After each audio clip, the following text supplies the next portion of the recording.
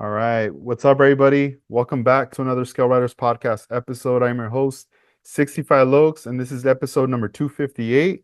We are here with my guest, Gary Seeds. What's up, Gary? How you doing? What up, Edgar? How you doing, bro? What up, man? I'm doing well. I'm doing well. Very Good. happy to have you here. Again, I know it's been some years, but man, it's awesome to see you again. Yeah, thanks. I appreciate the invite. It's always fun. I don't know how many times we've done this. This is like 4 or 5 times now over the years. Yeah. It's definitely been a while.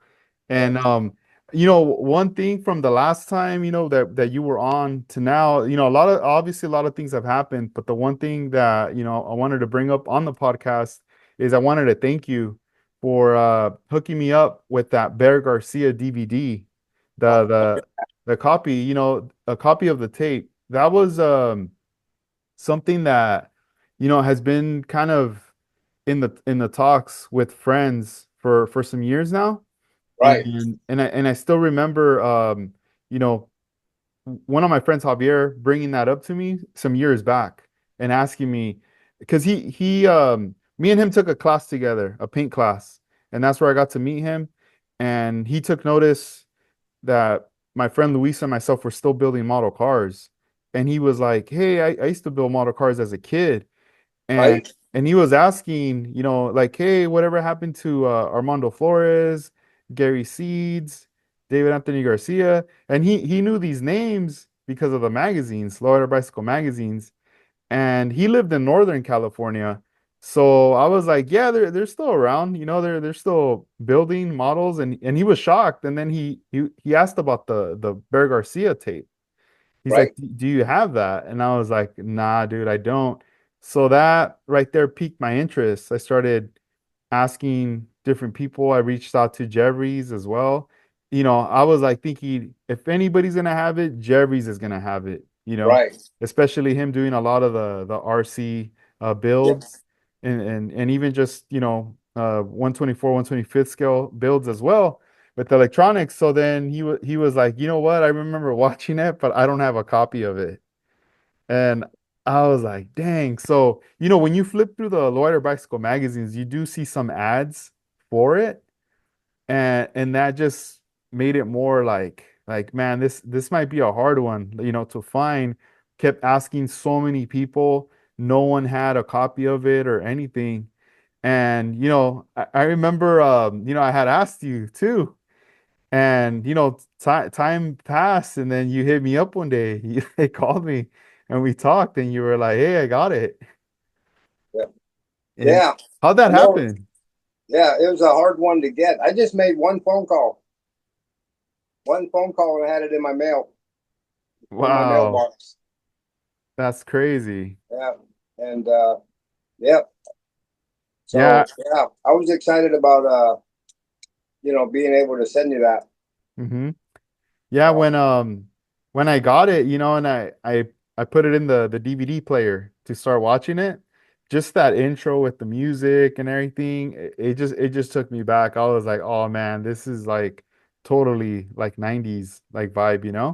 right. And it was just, I don't know, it was just interesting, to hear like Bear Garcia speak. Like you could just tell, he was very passionate about what he was Yep. doing, and just explaining, and even, I don't know, throughout the video, there's a lot of info that I was like, man, I could see how this must have helped a lot of modelers, to visually see it, and also like listen to someone speak about it.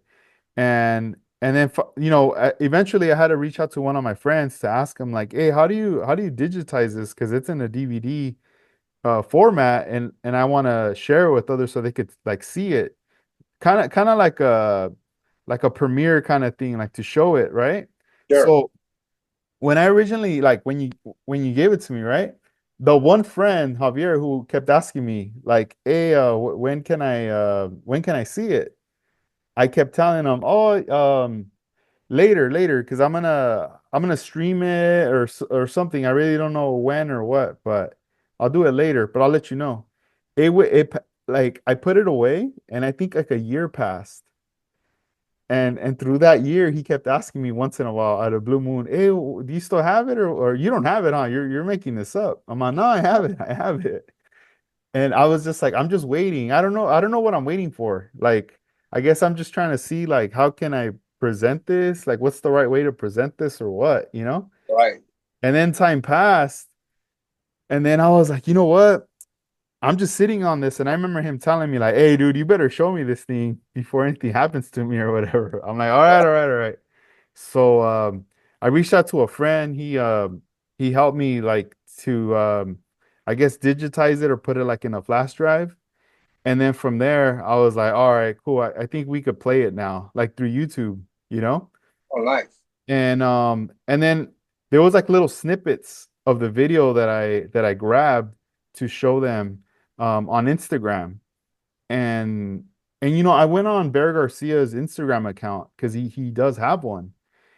And I was like, man, it looks like he hasn't been on here for like the last like 2 years, you know, because there hadn't been any posts or anything. Right. Like, so I was like, I'm gonna tag him. I don't know, you know, like what's gonna happen or what. So I posted little clips of it. I tagged him, and it's like I checked back like I don't know, 30 minutes later or so, and he immediately got it. Like he was already like replying and everything, sending me some DMs and just tripping out that he was even like watching that stuff, like those little clips. And then he had asked like, "Hey, you know, I want to show this to my sons and his friends or whatever, you know, like can you send me like a card?" Because he's like, I don't have anything." And then I was telling him like, "Oh yeah, I got this from Gary Seeds or whatever." And then he was like, "What?" He's like, "Dang!" Like he was tripping out, you know. Right. Uh, and then he finally he saw it, man, and he was just like tripping out, like that he had seen that video after all these years, right Yeah. there. Yeah. That's cool. Um, yeah, it's always fun to see something you made or filmed, 15, 20 years ago, and all of a sudden run across it. And like once in a while, there's model cars that I sell. A lot of times I sell my model cars, and guys will have them in their collections for 15, 20 years. And all of a sudden I'll run across it, whether it's a picture of it or, you know, happen to go to their house or whatever, and there it is, still sitting there. So yeah, it's always kind of neat to see stuff like that. I always like seeing stuff that I painted that's really old too, and it still looks really good. But yeah, you Yeah, just probably yeah, no, digging that. it's a trip because I was looking through you know, some of the Lowrider Bicycle magazines earlier, and I was like, you know, just kind of like this is one, you know, a lot of people have seen some of these covers before, you know, and Oh yeah, you're featured in these. yeah. And you know, just from flipping through the pages, you know, we get down to here. I'm gonna get right into this one right here. Let's see if you guys could see that right Oh there. yeah, yeah. Seeds of success. Yes. Yeah. So like, you know, with this car, I'm looking at it and I'm going like, man, it's very like timeless, but it's very like like it was very forward thinking. Like when you did it at the time, this is like this still holds up. This is stuff that like a lot of people even in one-on-one, they're trying to do stuff like this, you Right. know? Yeah. Um, let me see how close Yeah. we can get. I've always been real fortunate to early on. I kind of developed my own style of like paint schemes and paint jobs on whatever I was painting, and over the years, um, people would recognize that and go, "Man, I saw this car, or I saw this motorcycle, or whatever." And I knew you painted it. Just knew you painted it by the style of it. And they'd show me a picture of it. And I go, "Oh yeah, man, I painted that like 15 years ago." Um, so yeah, it's kind of neat to have your own style, and something that was done back then is still in style today. Yeah, and you know, like in this car here, like the roof, you know, the way it's flaked out. Um, did it? did you have to just do a lot of coats of clear to bury that clear when you're doing that roof? Because man, that roof right there, it is shiny. Is It's it? like you could tell that was like dancing over the Yeah. light, you know? You see that model, that's the 63 Impala, the gold one. Uh-huh. That car, um, when I first started building models, I'd build a few lowriders, I'd build a few race cars, just whatever kind of struck my fancy. And then I heard about this magazine that came out, Lowrider Bicycle Magazine, and people were getting stuff in it. And I remember picking up this kit, the 63 Impala, and telling my buddy Ron Potts out in California, I said, dude, I'm going to build a model to get in that magazine. And so I ended up building that car and took it to San Diego. That's back when they used to have a model show at a firehouse, like an old fire department. But now it was like maybe it was a fire department, but it was an old fire department, and they had an area there where they held a model car show every year. And that same day, that car won Best Interior. Armando's Local 64 was there, and Grapes of Wrath by Rick Hicks. So we were kind of the top three winners of that lowrider class in that show. I don't remember. I kind of want to say Armando probably took first place, lowrider, and then Rick maybe second place, and then I think I probably took third place, but best interior over all. Well, that caught the eye of Lowrider Bicycle, and that day is the day they first shot that. And then after that, they ended up doing a couple of features on my cars, and then they'd every time I show up to a show, they made it a point, it seemed like, to put me in that magazine, which I was very thankful for, because it it kind of made me a lowrider bicycle magazine star, along with Armando and David and all the other guys. But yeah, it was because of that 63 Chevy Impala. It's called the Bad Seed. Remember that, because it had a license plate on it that said Bad Seed on it. Man, that's so cool. Yeah, I mean, I could see how, a lot of these magazines, you would get and just be like, just looking through them and being like, man, how trying to figure out how do they do this? What are they Right, using? And I'm sure for some people they probably could figure out like a couple things like, oh, they use this, oh, they use that, this right, from this product, from this company, but I know for myself as a kid, I had no idea with a lot of this stuff, like what was being used, Everything right, just seemed like wow, like this is like whole another level of building, and in my mind, I wasn't even considering even as a kid like airbrushing. I thought this was all being done by rattle can. That's what I was thinking also. right. Like as a kid, I was like, dang. But that car, the Bad Seed, do you remember like how long it took you to complete that build? I probably worked on that thing, off and on over a month, probably. Um, when I built that, I used to work for Disney as a production artist, and so I would work there during the day, and then I'd build models at nighttime. And prior to that, for over 10 years, I painted custom cars and drag boats, and of course motorcycles and stuff like that.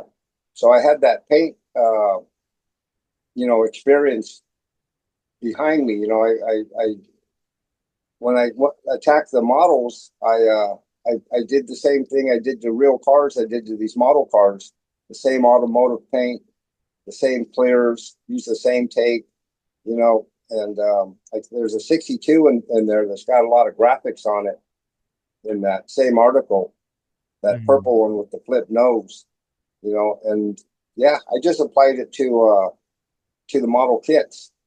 Um, I kind of want to say that metal flake on that roof is these little tiny jars of flake you used to be able to buy at Pegasus for $4 or something like that. It was just a little tiny round jar, and no, it was a little square box, is what it was. It was a little square box of metal flakes, silver, gold, and they used to sell it at Pegasus. I think I still have one of those boxes around because I built that car back in the early '90s.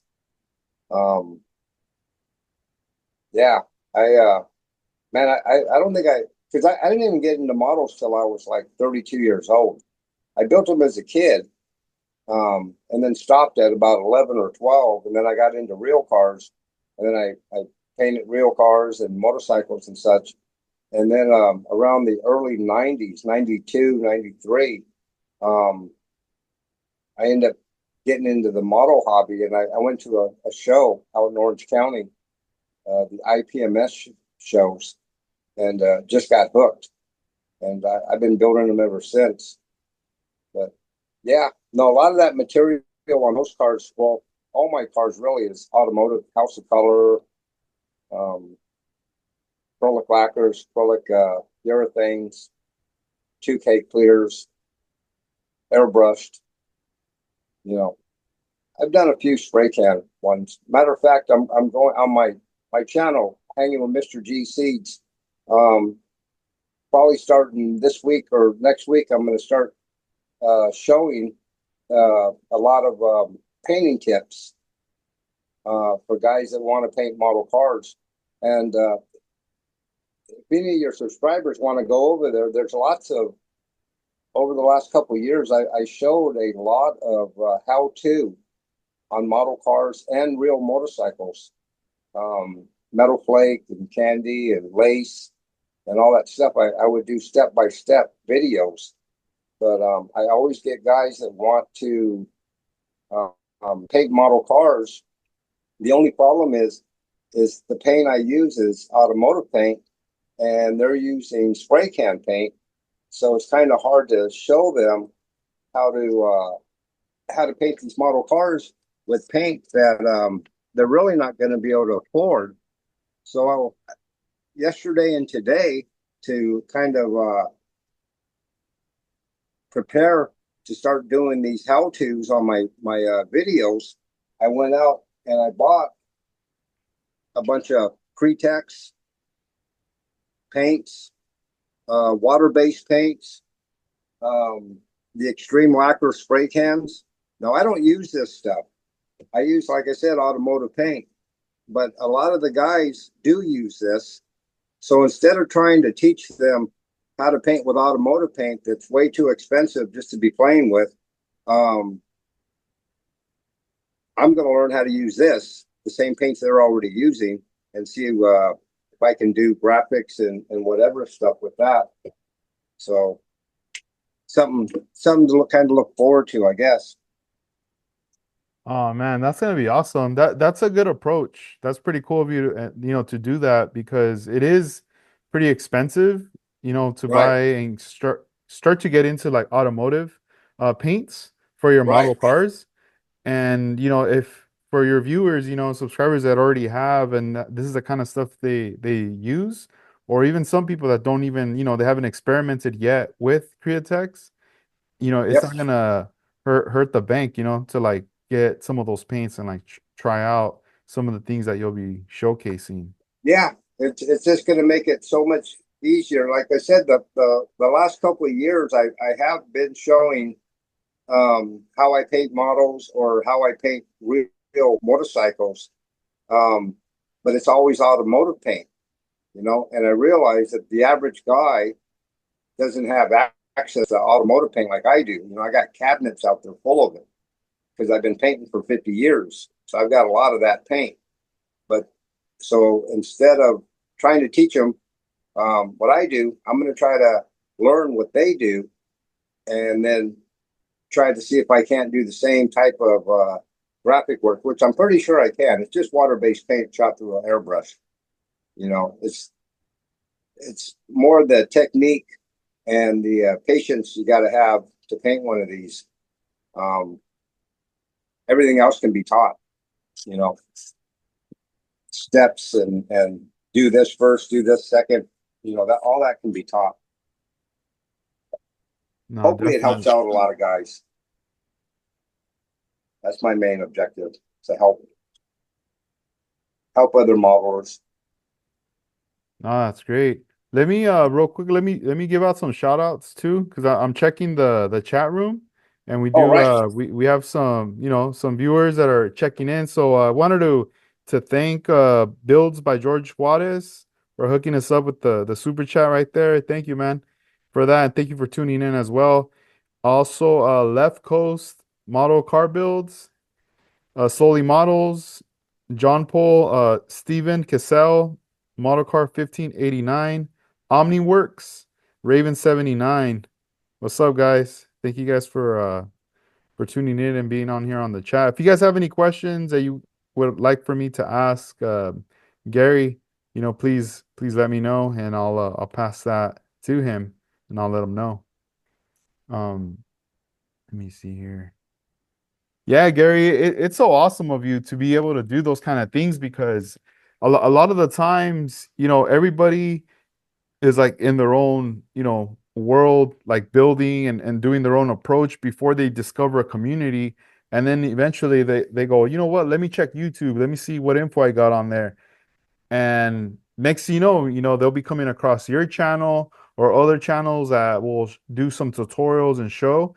And then from right, there, that's gonna motivate them to be like, you know what? I learned something, or let me get that stuff so I can try out what he's talking about and keep moving forward because it kind of sucks when you can't really find any info, resources or anything and you feel stuck and then you don't feel like you're getting anywhere and then you start feeling defeated that you're like, you know what? I don't think this is for me, like this hobby. I don't think I'll ever be able to do that type of paint job or anything, you know? right, yeah, and that's what I tell people. I say, you know, they look at me and they said, man, I would never be able to do that. And I go, dude, if I showed you how to do it, you could do it. You know, it doesn't take a brain surgeon because if it did, I there's no way I could do it. Everything, and the thing about doing custom graphics and painting a model car, it's the same steps on every car. So once you learn that sequence of steps, and the more you do it, the better you're going to get. But you know, it's always going to be the same. You know, preparation of the model, the priming of the model, the sanding of the primer, the base coat, the inner coat clear, laying the tape, picking your colors. It's always going to be the same steps. You know, and it's just like that with real cars and motorcycles. You know, it's all a series of steps. Once you learn the steps, or you have somebody tell you the steps, um, that makes it a lot easier. You know, because over the years, I mean, I pretty much had to figure out the steps myself. But now, and for years and years, I pass it on. I'm a custom car painter for life, and the one thing I don't want to fade away when I'm gone is custom paint. So I tell everybody how to do it. You know, I mean, some people you can't tell how to do anything, but um, if they ask me, I should, you know, if they say, "Hey, how'd you do this? How'd you do that?" Man, I tell them every time. Hopefully, they'll go home and do it. You know, so yeah, I just want to help promote the model car business or hobby because I've been in this model stuff for 35 years now, I think. Wow. Yeah, Yeah. from your paint jobs, there's an effect. There's something that you add to your builds, which is the cobwebbing. Mm-hmm. And I still remember like some years back seeing somebody doing cobwebbing on a 101 scale car, right? Right. They were doing like a custom and they had like an airbrush with a compressor and they're spraying it and you're seeing how like it's just creating this pattern, right? Right. And a lot of people, even myself, I was blown away because to me, I was like, wow, like what the heck? Like that's just another effect to add to your cars. And from flipping through the magazine, I'm like looking at this and I'm going, wait a minute, dang, this is cobwebbing too, but on a 125th scale car. And I don't feel I ever like noticed it until I started putting two and two together. Like I always overlooked it. I might have thought, oh, maybe it's flake or something. But Right. I'll show you everybody that's on here on these two models. It has it, in the effects. I'll take some photos later and I'll post these later. In the here on the community posts so people could see.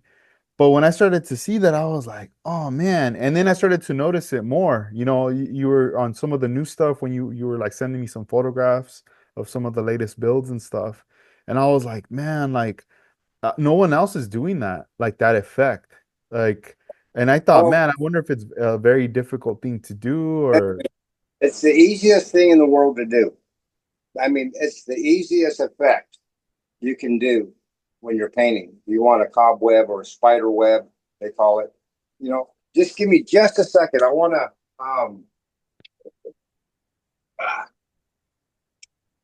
It's getting kind of hot in this room. I had to turn on my air conditioner. yeah, Um, no, it's all good. Do yeah, it up, man. but cobweb. Um, the hardest part about cobwebbing is you have to have the right of paint, and the right paint is acrylic lacquer. Okay, if you can get a hold of some lacquer paint, acrylic lacquer, and all that is cobweb. All it is unreduced paint. So first of all, lacquer is really thick. So if you pour it into a gun or you pour it into an airbrush, you fill up the cup and you go to pull the trigger, it's good. It's so thick, it's not going to want to come out of the gun. So if you reduce it just a hair, enough for it to start spitting, that's your cobweb. If you reduce it too much, now you're spraying it like paint.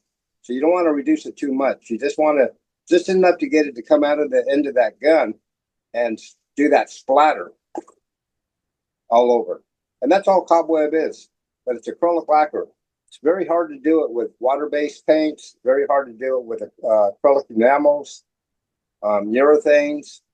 But if you can get a hold of acrylic lacquer, which I have acrylic lacquer, but that paint is 45, 50 years old. It's a Metal Flake brand, candy Brandywine. I have different colors, but so especially out in California, most paint shops won't even deal with lacquer. It's kind of outlawed. They don't even want lacquer inside their paint shops because they'll get a giant fine. Um, but there's people out there that still have it. Maybe old painters that might have it at their house or old paint shops. You walked in there and you just say, "Hey, you don't happen to have any acrylic lacquer, do you? Quart of it, pint of it, something you'd sell for $5?" Most likely they'd give it to you because nobody uses acrylic lacquer anymore. Very rare. But Man, that's all it and I is. had no idea about that. I didn't Yeah, even know. it's just unthinned or barely thinned acrylic lacquer paint. That's all it is. It's the easiest way to get a spray effect and the fastest because once you start spraying, you just cover up the area that you want to do. You put it on as little or as much as you want to put on there. Yeah, and like since you've been painting, Gary, for all these years, when was it that you've noticed or that you can remember when those lacquers started to go away or be outlawed, like in California? Sometime around the mid 80s, they were trying to push water-based paint even back then, and it never really got caught on. Now they do have water-based paint, but yeah, they were trying to get rid of lacquers. You know, they were really restricting a lot of the paint. Like you've heard of Murano Pearl. Yeah. Okay, well, Murano Pearl had a lot of lead in it. So that's why you don't see Murano Pearl around anymore, unless somebody happens to stumble across a stash of it that somebody's been holding for, 40 years. They started taking out all the chemicals that they figured were harmful to people. So lacquer was one of them, and they eliminate lacquer. Now they still use lacquer, I believe, in the furniture, factories that make furniture. I believe they still use lacquer there. And I'm sure it's just acrylic lacquer. It's either a lacquer or what a paint they call nitrocellulose. You can probably get it through something like that. You may try eBay. I've bought lacquer off of eBay before. But yeah, or in the mid '80s, they started. They really attacked the mom and pop body shops and paint shops back then. Now this is in California. It started there, and then it spread all the way across the states. But they started it heavy in California, where they were getting rid of acrylic lacquer. Wow. And Regarding the Murano that you mentioned, I've seen like photographs of Murano, mhm, on eBay and also just doing Google searches. And I've always noticed when they're in that glass type of like container, um, right? some of it like they've shown photos when it's open, it looks kind of like a paste Oh, it material. is. Yeah, it's very wet. It's not a powder. Most of the pearls you get now are kind of powdery, like House of Color pearl. Um, I have some pearls here that are they're wet pearls. But Murano was always wet. If you opened up the jar, um, there was. I had heard one time somebody told me, like when I was in my 20s, that was like uh, beeswax or something like that on top of it, but it was wet, and you had to mix it up the Murano pearls, and it didn't take a whole lot of Murano to pearl something. I mean, you could literally pearl a whole motorcycle with like a couple of like fingernail size pearl in your paint. It was very condensed, and having the lead in it really made it sparkle different than the pearls we have now. When they took the lead out of it, the pearl's just not the same anymore. Whether or not it was bad for people, I don't know. Because I mean, I've been painting for 50 years, and I'm fine. I'm still walking around. You know. Yeah, with the Murano, I've heard about that it has lead and everything. It always made me just think like, was it just dangerous the process of spraying it for the painter, or Well, or was it more like once it was sprayed and everything dried and it was, clear coated and covered that, it was fine now. Like no one no, was gonna have exposure to it. no. Well, yeah. I mean, once it's sprayed on there and it's clear coated, it's sealed. But the reason it affected the painters is because back in the '80s, it didn't matter if we were painting acrylic enamel, painting acrylic lacquer, painting Murano pearl, painting House of Color candies. None of us wore masks. None of us wore masks. You rarely did you see somebody in a spray booth with a mask on, especially in a custom shop. And we were in there all day because a lot of our paint jobs to do a candy apple red or a candy apple blue or whatever color we were painting, whether it be a graphic or whether it was the whole car, we didn't put 3 or 4 coats of this paint on. We were putting 8, 12, 20 coats of color onto these cars, and we were in there with no spray mask. So, and spray masks were around, but when you're 23 years old like I was, and you made $150 a week, 8 hours a day doing these jobs, $20-$30 was a lot of money to buy a mask. You know, I remember the biggest thing I ever bought back then was a DeValvis JGA 502 spray gun, and it was $200. You know, it took a week's pay for me to buy that. I still have it. Matter of fact, I have it tattooed on the back of my arm. That's a that's a JGA 502 spray gun. Um, yeah, we just didn't wear masks, so that's why it was effective to the painter. You know, you can ask a lot of the old guys like me. You know, I'm 66 years old. Back in the 80s, I was 20. You know, in my 20s, and all those same guys from back then, they'll tell you, you know, we didn't wear spray masks. We were supposed to. People told us to all the time, but yeah, 20, $25, $30 mask, that was out of the question. Yeah, and working at a custom paint shop, like all the paint, was that something that the company or the place that you worked at, did they already provide the paint or the customer, or was this something that you were going out and getting? Well, I mean, I would, you know, place an order with the paint store, but yeah, the paint store supplied the paint. You know, back then paint was fairly cheap. You know, a quart of House of Color candy apple red might cost you $12. You know, as opposed to 150 or whatever they charge for it now. You know, but and paint jobs were cheap. You know, we paint a whole car for $500. Nice car, you know. But material was cheap back then. The spray mask are still $30.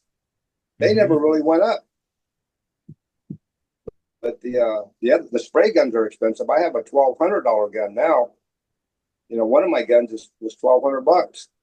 When back then the top of the line was that JGA 502, the Elvis gun. That was $200. And if you wanted to pay $50 more, you bought a Teflon lined cup, spray cup, to put on the bottom of it.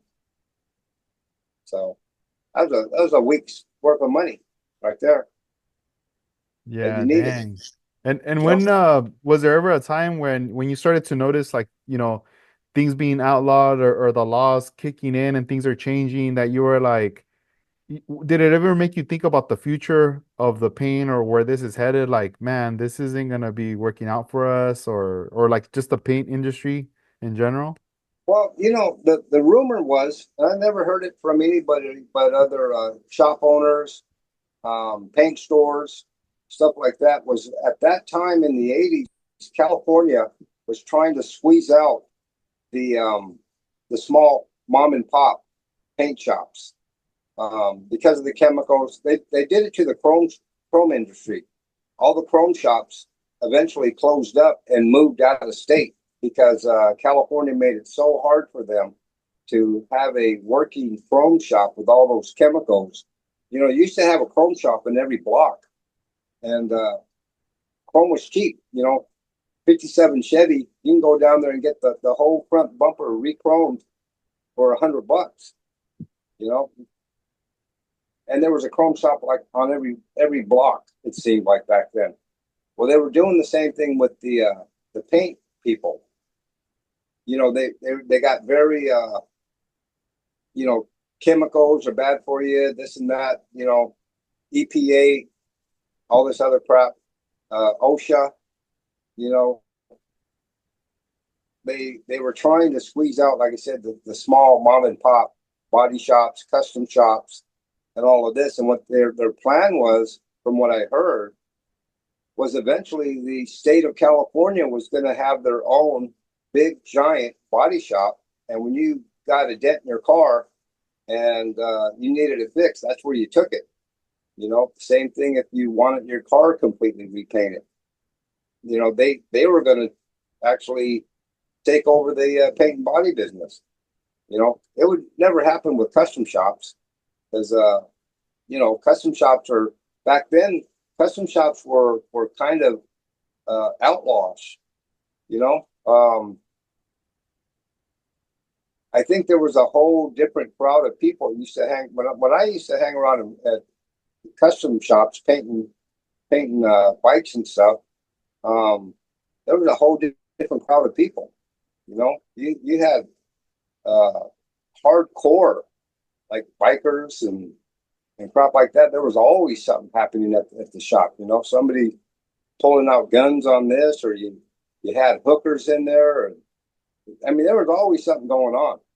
Always something going on in these shops. Um, so it would have been very hard to for the state of California to take over the custom paint industry. You know, it was a lot rougher crowd. You know, you when I was in my 20s, you know, I'd be dating some girl, and the girl's parents would, you know, so what do you do? And I go, well, I work over at the custom paint shop. You know, and, well, how long you been there? You know, a few years. Well, what do you plan on doing for real? You know, that's how they looked at it. It wasn't a real job. It's just a bunch of long haired guys painting lowriders and choppers and, you know, hot rods. Um, yeah, there's no way the government would have ever took over that, because it just opened up somewhere else down the street. You know, people are always going to get their stuff custom painted, whether it was by somebody. Then, you know, the government, there's no way they can take over the collision shop and the insurance stuff, but they'll never would have been able to take care of or take it over any custom shop at all. Yeah, that's what it seems like with the like with a lot of the automotive like collision shops. It's mostly what like water base like paint. I Mm-hmm. have a friend that has a shop, and when he started his shop originally before he was gonna launch it, he used to tell me, "Man, I want to," because he loves custom paint, and he's like, "Man, I want to have a shop where, customers come in, I'll do jobs for them, with House of Color and lacquers and all these things." So then Mm-hmm. time passed, and he finally launched his business, and he was like, "Oh, well, it's gonna be really hard for me to start off, promoting as like a custom paint shop in order for me to get off my ground and continue going, move forward. I have to be more in code with like a collision shop and this and that." And then he started bringing in everything like water-based stuff. And I was very unaware. I was just kind of learning, everything he was kind of telling me. And then eventually later he started to offer those other services now. So now he does like he balances between both. Mm-hmm. But I was like, oh man, I had no idea like everything was majority water based, like because he was showing me all the racks with all the Right. colors and his mixing area and everything on there. Yeah. And California, they forced all those guys into that. You know, either you switch all your paint system over, or you're out of business. They had no alternative. You know, so yeah, a lot of those production shops are all water based, which is kind of lame because they do the water based paint job, um, and then they top it with 2K clear. It doesn't make any sense. You know, everything's water based, and then you top it with the urethane, which is all the chemicals again. You know, so Yeah, it seems like the clear has by far more chemicals than the actual paint. right, yeah. I've never I only tried water based one time because a buddy of mine had a shop and he had to do water based, and I happened to be standing there, and he goes, "You want to spray the back of this?" There was a rear bumper on a van, and I go, "Yeah, let me try it." And that's the only time I've ever done it. I've always been the House of Color guy. Um, you know, I've never done like production work or collision work. Um, I've only done custom paint. That's all I've ever done. You know, whether it's the airbrushing or pinstriping or lighting graphics or metal flake. I've been very fortunate in my career that I never had to do the collision type stuff. You know, so you know, it was ideal for me because that's all I wanted to do. You know, since I was 6 years old, that's all I wanted to do was be a custom car painter. And luckily for me, for 50 years, that's what I did. I wouldn't know how to spray water base. Yeah, Never had an interest. right now that you brought up pinstriping, as far as like, the different brands or just different types of paints, is what by far is like your favorite one that you like to use till this day for pinstriping? Um, I used to like to use One Shot, and there used to be a sign shop here in town that sold One Shot. Um, it just flows really nice. It's very smooth. The lines carry longer without having to redip your brush. But then they stopped selling it. The sign shop closed, and so I couldn't get a hold of House of Color. I'm sorry, One Shot anymore. So I started using the House of Color, and then now I have a preference for the House of Color stuff because I've been using that for the last 15, yeah, 20 years. You know, so yeah, that's all I have. If you open up my pinstripe kit box, I have a big box out there that has pinstripe paint. It's all House of Color paints, but it's getting so expensive now that used to be $10 a can. Now it's 26, 36, $40 a can for a small little can of paint. The paint prices have just gone up. That's why I told my wife, I go, this is my last year. I have to retire. Um, I don't charge anymore my customers and stuff. I don't charge them any more money than I did 10 or 15 years ago for a job. If I do a metal plate top or graphics or something like that, it's the same price. Because if I charge them what it really costs, they couldn't afford it. So even though I'm charging the same money, the material bill is 3 times as much.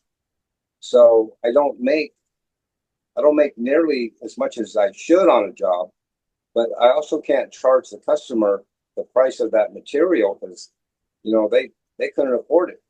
Luckily for me, after I buy the material and I do the job, usually I have enough left over to paint stuff on the side or model cars or whatever. But yeah, they really ruin the paint industry by everything is so expensive now. It's ridiculous. You know, And like I said, making back in the 80s, you could buy a quart of candy apple for $12. The real paint, not this stuff they have now.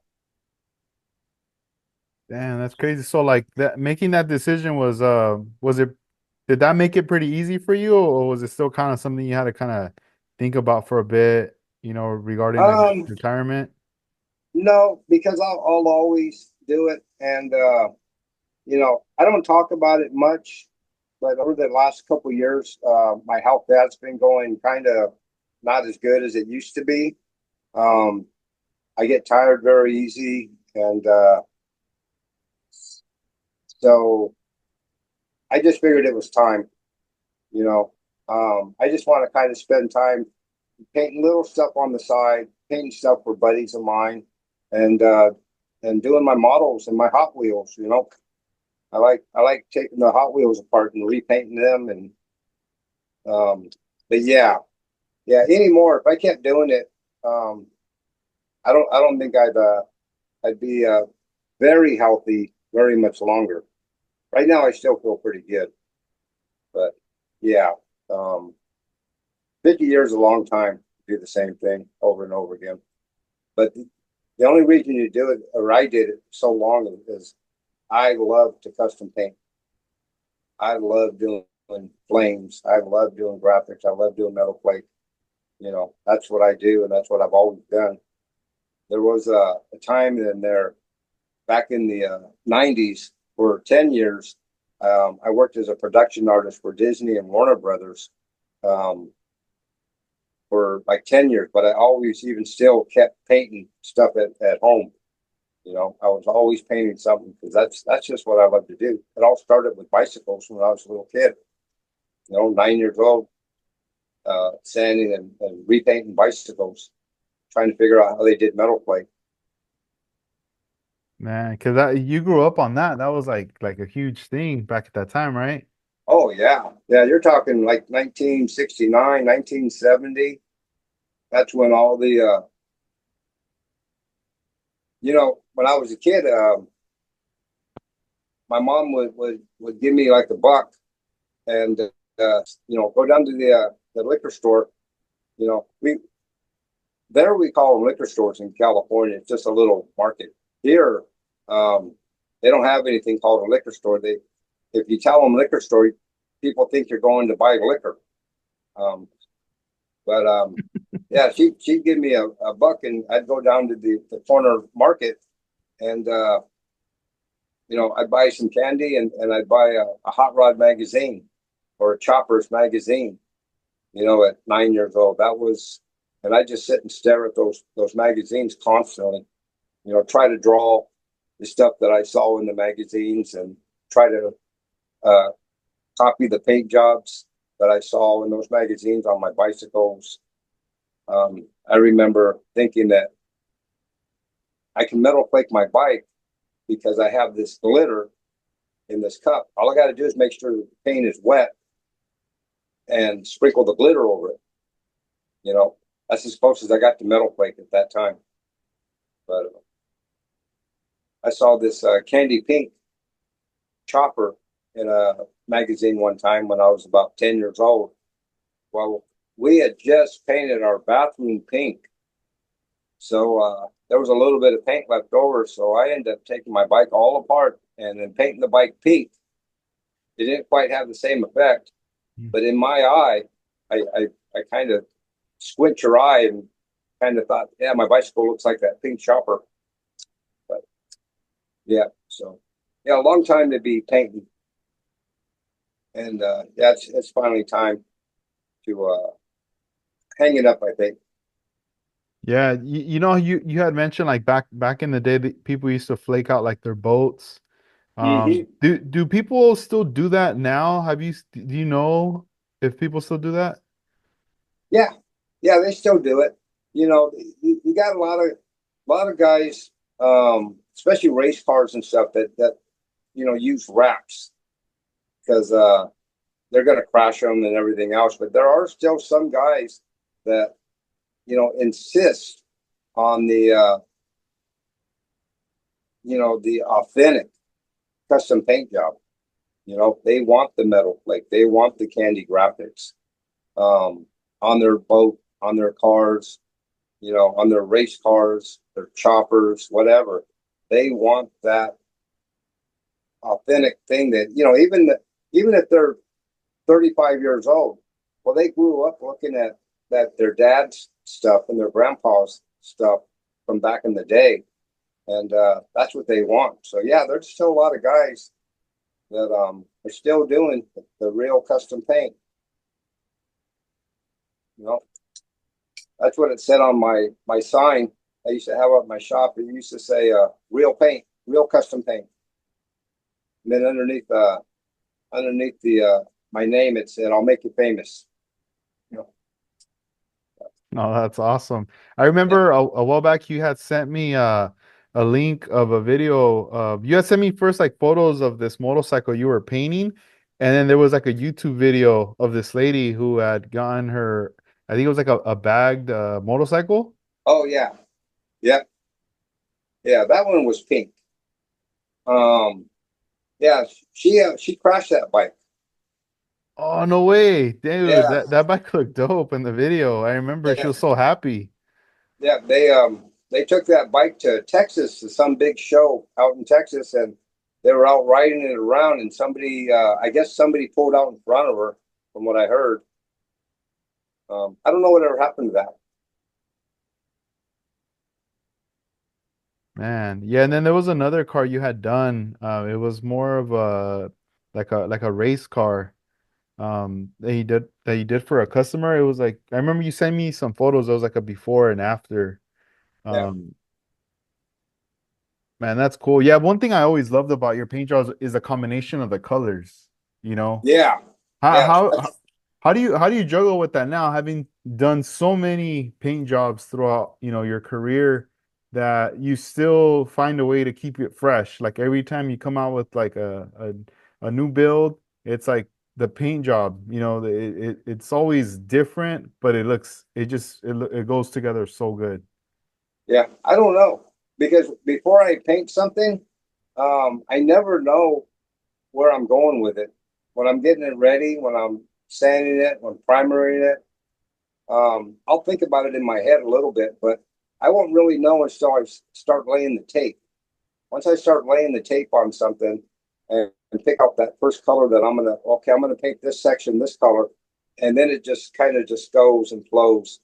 But that's one thing people have always said is the use of color. Um, I don't realize I'm doing it, but I guess when people see it, man, I would have never thought those colors go together, but it really looks good on that. Um, yeah, so yeah, I'm just lucky. You know? Yeah, and as far as the colors, is it more, do you like, let's say when you're thinking about it, are you thinking like, oh, maybe I'll do like two colors or three and that's it? Or as you're laying down the tape, you just kind of just keep adding more colors as you go? Yeah, I think if I'm doing a complete something and the customer says just do what you want, I'm already right away thinking six colors, a minimum. I'm already going six colors. I may go eight colors, nine colors, but I'm already starting off with six colors in my head because I just I want every job I do to really be nice, you know. And I tell these guys with the bikes, I tell them, I go, dude, when I'm done with this bike, you'll be able to pull it up into any local bar bike show and pull right into the show and enter. And they always do, you know. So yeah, I'm already thinking like outside the box before I even, you know, start the job. Because most of the time, that's what people tell me. They'll come in here and I go, uh, I really don't know what I want. I want it blue, and I kind of want it like this, and I kind of want it like that. And by the time they leave, they just go, you know what? Just do whatever you think is best, and that's what I do. You know, they don't they don't even try to tell me what they want anymore. They just said, just do. I know whatever you do, I'm gonna like. So you do what you want to do, and that's what I do. You know. Man, that's awesome. And how do you find the time to have that energy? As far as like, you're doing motorcycles, you're doing a 101 scale, and then you still find some time to build model cars, you know? Yeah. That's well, lately, I've been this last couple of years, um, I really, it's really worn down on me. It's kind of what kind of pushed me more into thinking, I think it's time to retire.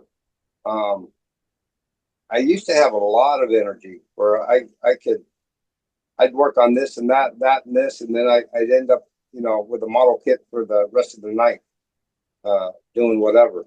Um, but yeah, it's there's no more than the love to do this stuff.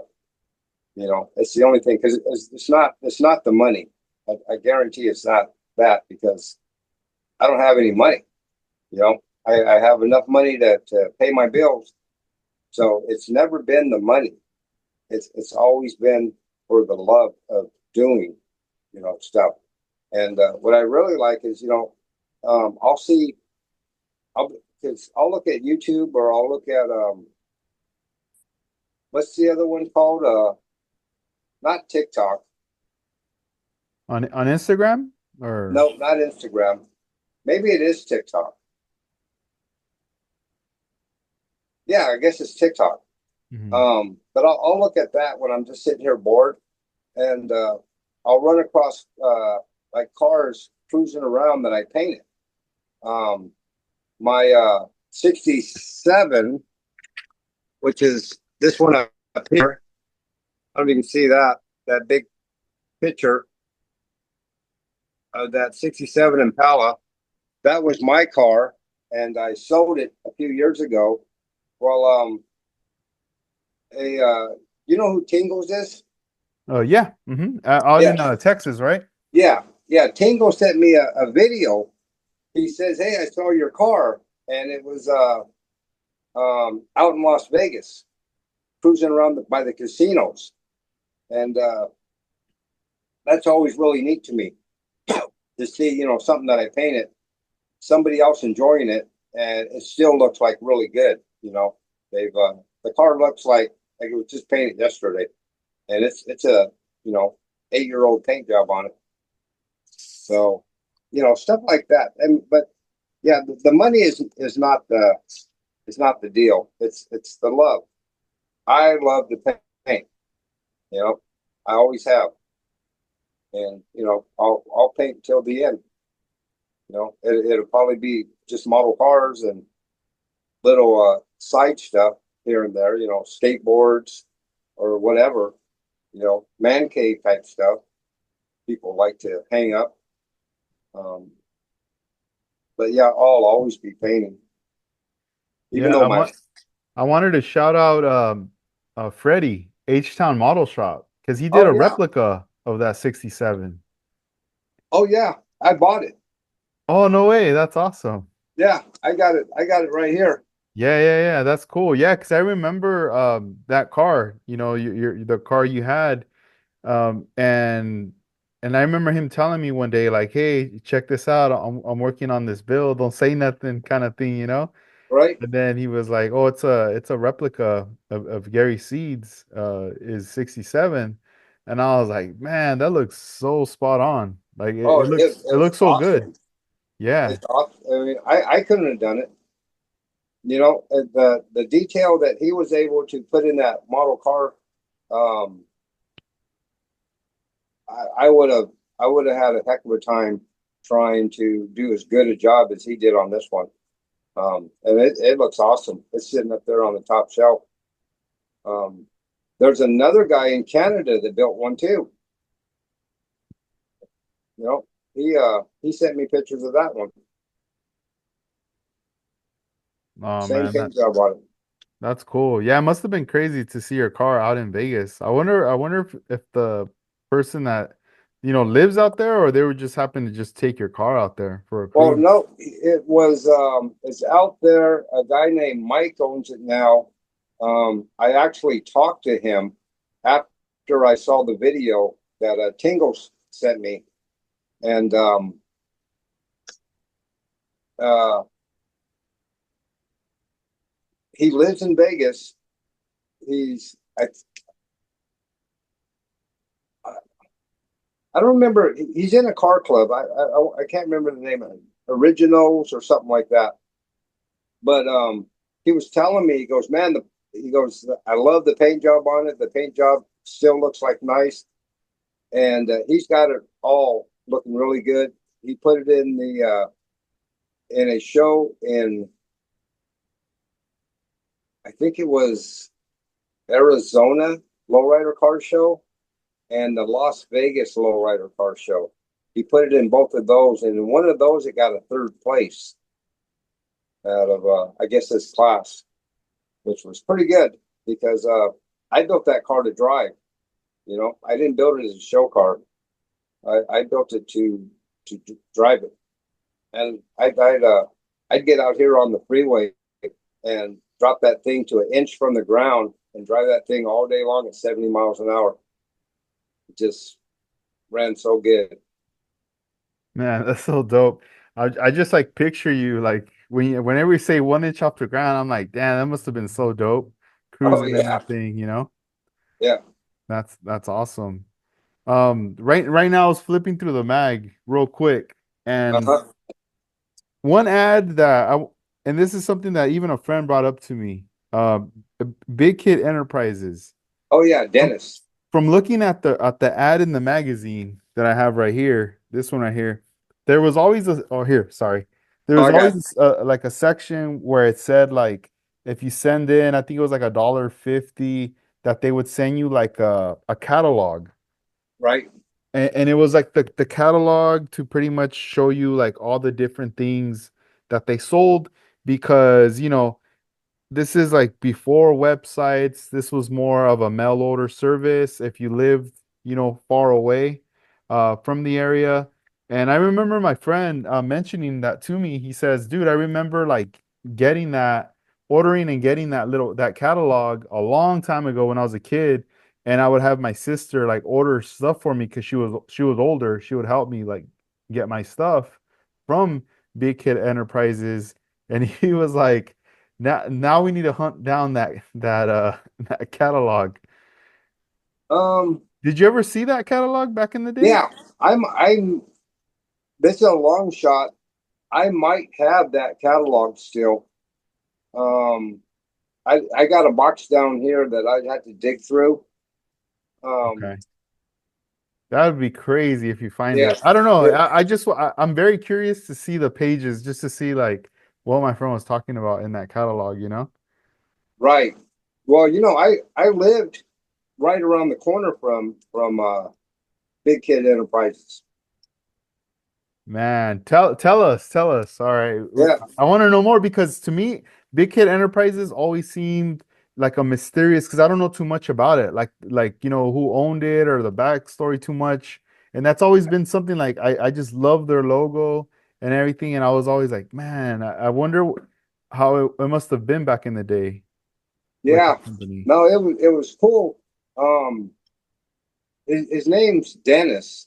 I don't know his last name, but Dennis owned Big Kids Enterprises, and I want to say originally it was more of a toy shop, like a hobby shop. I remember when I first went in there, he had a lot of Power Ranger stuff, and then it kind of grew into model car stuff. And he had this one kid. Kid was probably 16 or 17 years old, and he knew how to make cars hot.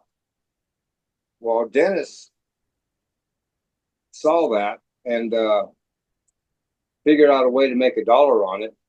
And they were taking 64 Impala kits and cutting up the frames and the chassis and making little T's and little tiny motors and stuff for them and making them hot. And he was selling these cars for like $300. This is back in the 90s, which was a lot of money.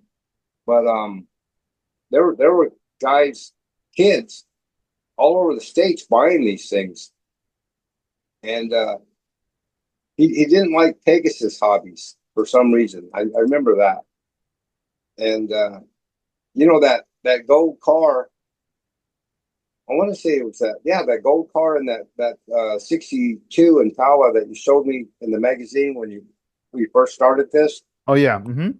Um, well, Dennis had given me like some parts uh to put on these models. I remember it was the pumps or maybe it was the wheels. I don't remember what it was, but he wanted me to mention Big Kid Enterprises in the magazine article because Lowrider they actually went to my house and shot that. Nathan Trillo, um, he came to my house from Lowrider Bicycle and shot that in my model car room that I had there. And well, anyways, so Nathan's asking me questions, you know, what color is this? What color is that? What wheels are these? This and that as he's taking pictures. And I told him, uh, Big Kid Enterprises.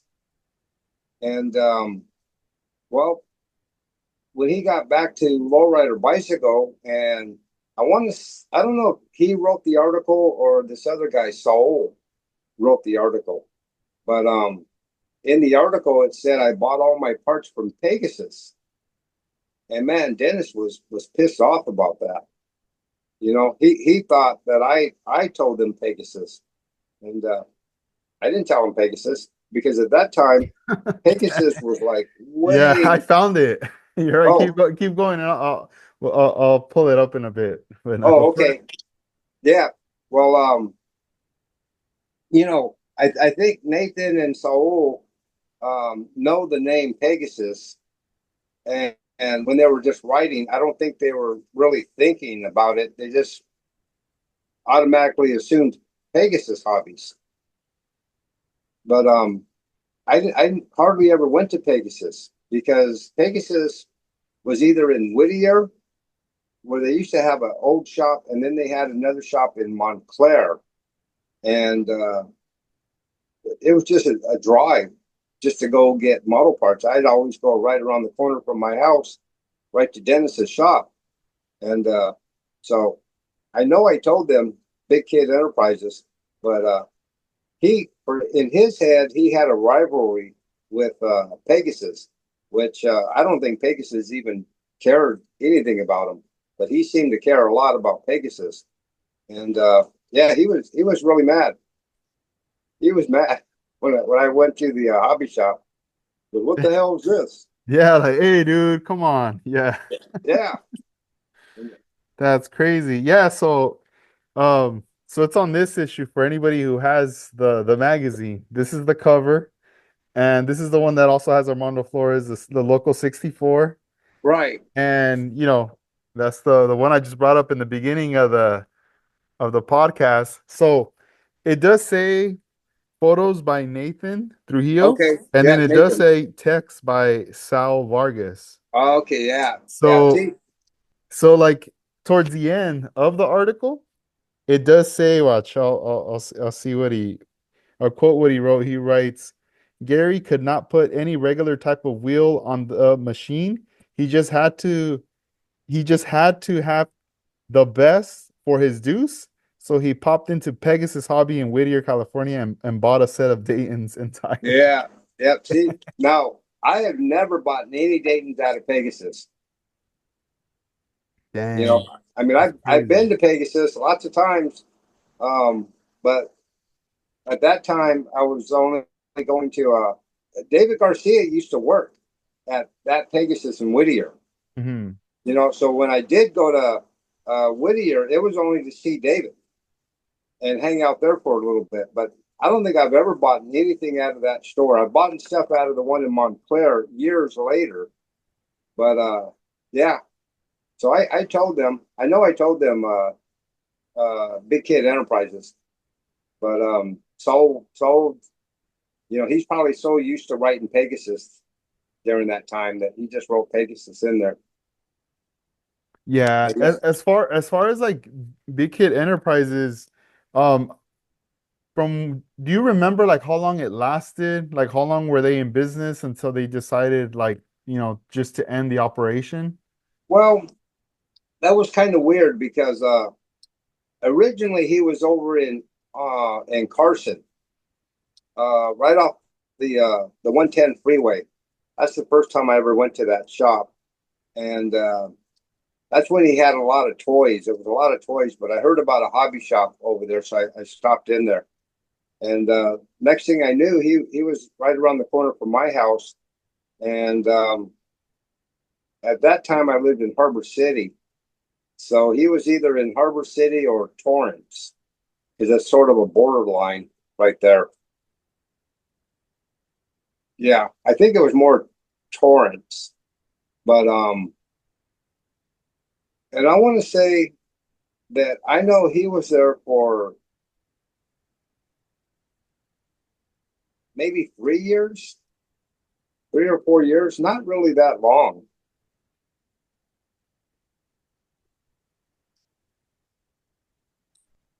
I know a couple of the guys that worked for him were like ripping him off and stuff too. I don't know if that and kind of a fact that really nobody knows is Dennis was I think he was a Satan slave, which was a motorcycle club in the Los Angeles area back in the day. And I want to say they were patched over by the Hells Angels. So I don't think he was in that club or in that lifestyle at that time. But Yeah, not too many people knew that. But he was a nice guy. He was cool. He just got pissed off at me that one time. I don't know. You know, Yeah. I No, that's wouldn't a have done trip. him. Yeah, No, yeah. I mean, I could see how you're like, hey, what the heck? yeah. And What? Why are you mad at me? for real. Because they had actually got the magazine before I did. Uh-huh. You know, Yeah. and I walked in there and was like getting stared down. Mm-hmm. I'm Yeah, thinking, you what? got some explaining to do, Yeah, man. Yeah, because like this issue here, this is like ni 96, and their logo, it has the 63 Impala with the copyright little with the little circle, and it says 96 right there. And I always wondered like who drew that for them. That little 63 just hit it looks like it's hitting like three-wheel motion yeah. I on don't know. Yeah, yeah. I don't know who drew that. yeah, Yeah, bro. I remember the logo. Um, it's not it's not nice enough that for David Garcia to have drawn it. So Yeah. I don't know who might have drew that, but it was all over the place. It's kind of weird. I don't know if I have one. Let me see. Um, I got something up here. Give me just a sec. Let's see. Let's check it out. Real quick, as you're looking for that, I want to just mention the this show that's going to be happening next year. So this is check it out, guys. Left Coast Scale Classic going down. This is going to be the first annual. It's going to be happening next year, 2026. It's going to be April 25th at the Ventura County Fairgrounds, 9 a.m. to 3 p.m. Model car display and hobby swap meet. Admission is $25. For more info, check out leftcoastscaleclassic.com. This is going down next year, guys. I got the little flyer right here. And I'm also putting these flyers, copies that I have in the orders as well. So, all right, Gary, we're back. Okay. Well, it's not Big Kid Enterprises, but I did run across this Respect Hydraulics. Okay, and it's a hot hydraulic hopping kit.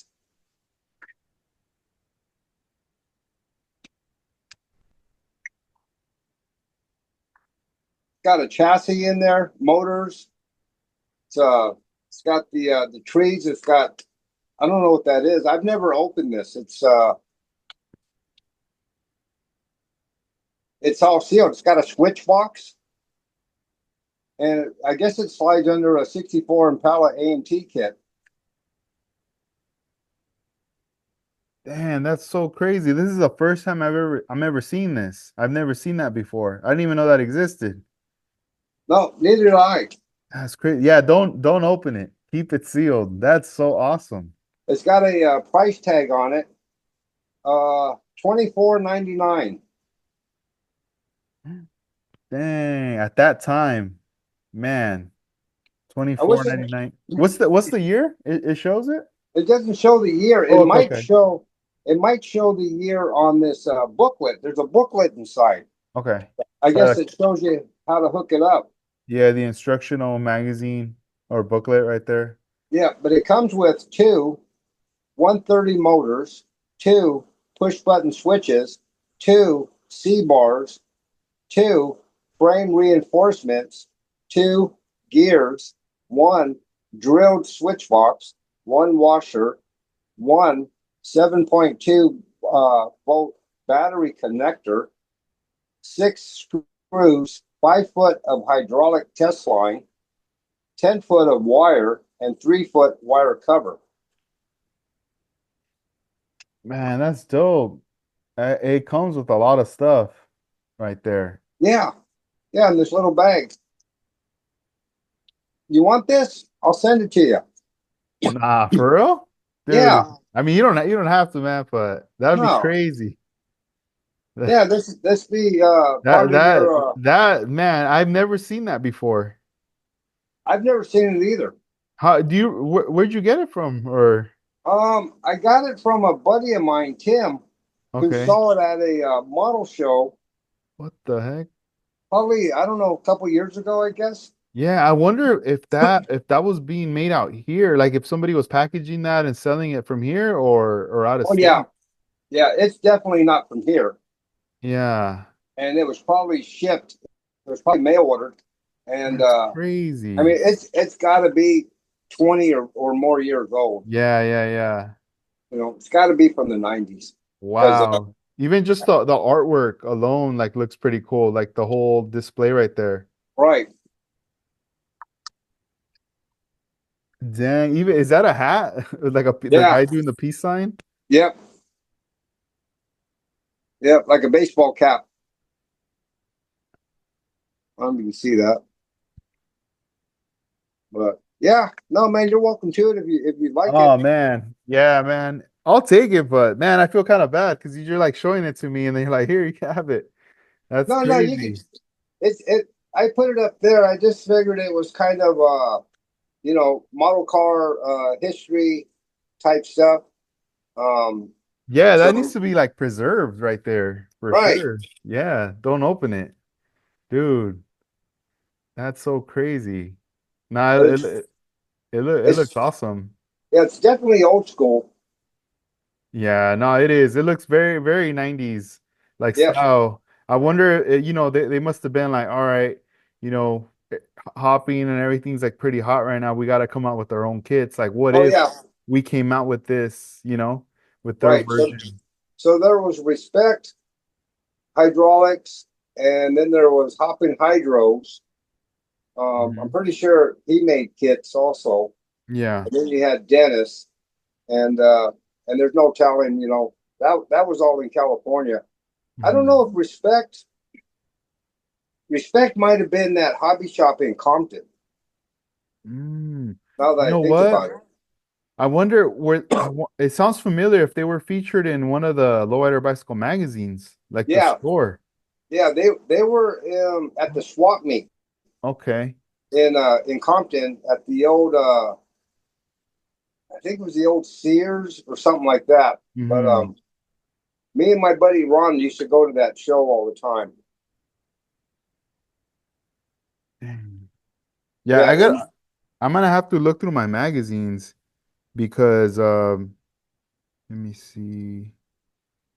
Oh, okay, okay. Because right now I'm flipping through one of the mags and they are mentioning but this one's called GNS Hydraulics in Compton. oh yeah, it was GNS. That's what it was. Okay, okay, okay. I Yeah, wonder if it was them. Dang, that's crazy. Yeah, man. Now knowing that, you're gonna make me go down a rabbit hole trying to figure out more of that. Like, yeah. Well, where's that coming? hopefully, maybe one of your subscribers is hip to that, and they'll Yeah, I wonder if somebody. comment. Yeah, I'm gonna also have to ask like Armando or dude, that's crazy. That is an old school piece right there. Yeah, that's pretty cool. Like I said, I've had it for 2 or 3 years, Hmm. and it's just sitting there. And I know you have a big love for the history of all this model cars and lowrider model No, cars. yeah, man. It's, it'd go perfect in your collection of stuff. No, I'll preserve it for sure. Man, it'd be something like I don't know, maybe in the future like a presentation, having like like certain timepieces that Right. are with some history behind it.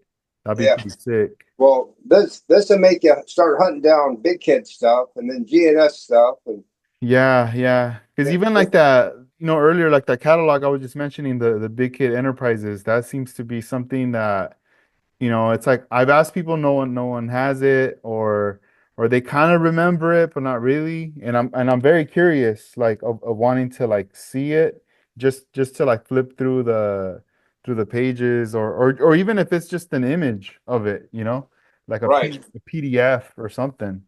Um, because yeah, those are like a lot of pieces. I feel like even just the magazines alone is like a time capsule right there, you know. Well, I remember seeing it, and it seems to me that it was like 4 or 5 pages Hmm. stapled together.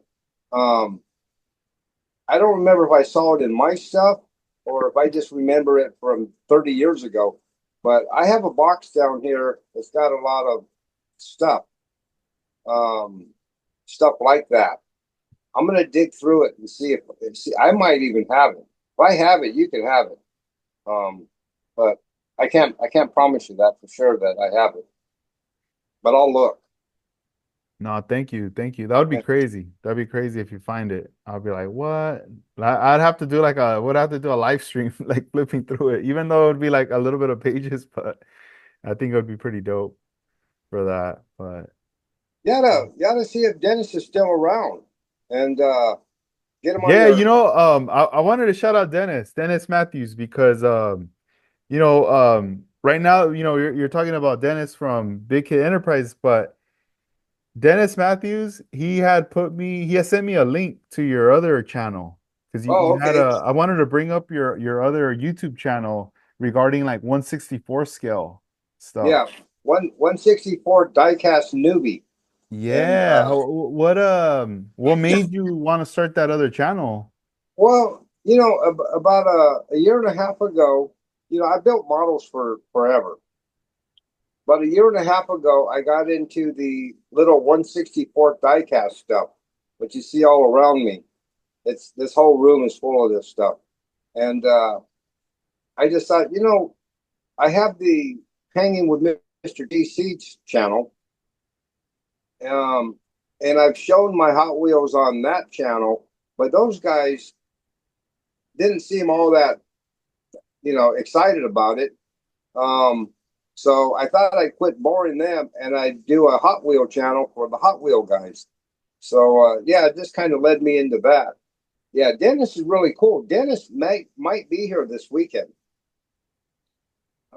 It's his girlfriend or wife or somebody's birthday, and they're coming up here to celebrate her birthday. And said he might drop by here. Yeah, he's a really cool guy. I've met Yeah, him a yeah, few man, couple that's of times. awesome. That's Yeah, I've awesome met him. if he rolls through. Yeah, yeah, every time he comes out here to California, I and he's in the area, get to hang out with them as well. And then I've hung out with them out in like at the NNL. Actually driven together out to the NNL West, from LA all the way up north and back. So that's cool. Yeah, no, he's pretty nice guy. Um, you know, when I'm at Acme show, I'll run into him there, and we'll talk a little bit. And then out of the blue, he sent me some 164 diecast because he's into that too. He's into the models, but he's also into these diecast parts. Matter of fact, hold on a sec. Yeah, Um, bust out. Let's see. Let's check it out right now. How's everybody doing? Let me give a shout out right here. We got Steve Courtney. What's up, man? How you doing? Builds by George Juarez. What's up, man? Left Coast Model Car Builds. Reds Scale Scrapyard. What's up, dude? Thank you guys for being here. Model Car 1589. Scale Model Cars all the way in Hawaii. What? And Slowly Models. Casey, what's up, man? All right, Gary. all right, cool. So I mentioned to you that I've got a model car that I started for you because you had sent me those decals, and I thought, you know what, maybe I'll build a model. That's when Armando was having that Corvair uh, show, so I ended up getting a Corvair, and I got it kind of late, so I didn't get a chance to finish it for that actual show because I was going to send it out there and ask Armando to give it to you because I put scale riders all over it and I thought it might look kind of neat up on your shelf. Um, but at the same time, I did a little scale riders Hot Wheel for you. Oh, Where what? That's crazy. Let's see. I think you see says scale Yeah, riders right yeah. here. Yeah, it fit on that panel so good. Yeah. That's cool. And then I took it apart and painted it. Um, Dude, that's awesome. Let's see. Yeah. But yeah, I wanted to send you that too, so you can just put it up on your shelf or whatever. You know, Thank just scale you. models. Man, that's gonna be awesome to have. That's like, one of a kind piece right there, Gary Seeds. Man, I'll never forget that. Yeah, cool. Yeah, the model looks really cool. Hmm. Um, Yeah, can you show us? Let's yeah. check it out. All right, let me All right, all right. flip this thing around. I don't know Yeah. why my thumb's right there because I'm not even holding it there. I guess I am. All right. Well, all right, let me That's all good. Take your time. Take your time. We got it. Okay, all you right. gotta show us the Corvair. So there's the Corvair scale rider. I put the engine in the back. I didn't do a lowrider because everyone else was doing a lowrider. So I thought I'd do something I didn't think you would have in your collection, which would be a drag car or a road race car. But that's it. I put a motor in the back. I chopped the top, shortened the roof. I still got to build the interior. I got a JPS wheels, 3D wheels on it. And then, of course, this is all paint work. Just the lettering is the decal, but the rest of it's all paint. There's another one I'm working on. And I'm working on this 64 at the same time, too.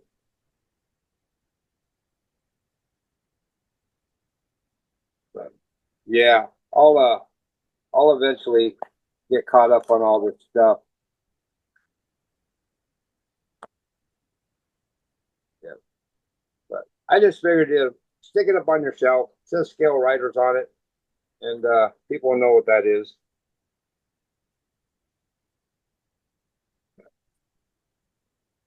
And here I'll kind of walk you around the Man, rough so stuff. sick. I was being quiet just because I wanted the camera to focus on there, but I'll chime in a bit. Show us your room right here.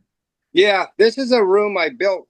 I built out here in the garage, um, 8 months ago, I guess, 6 months ago. This is a painting that I did. I did that for my son Sammy, and of course, I got more cars. I'm a big Chevy truck fan, so I have a lot of those that I buy.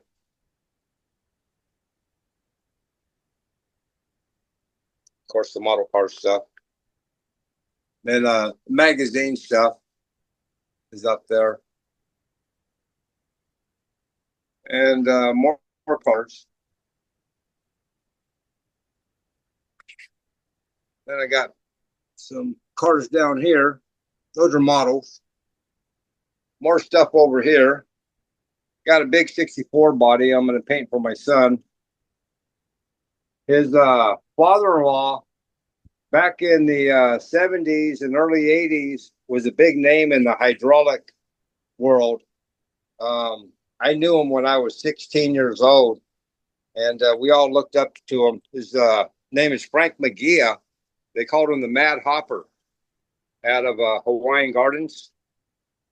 And he's hot for auto hydraulics over in Downey.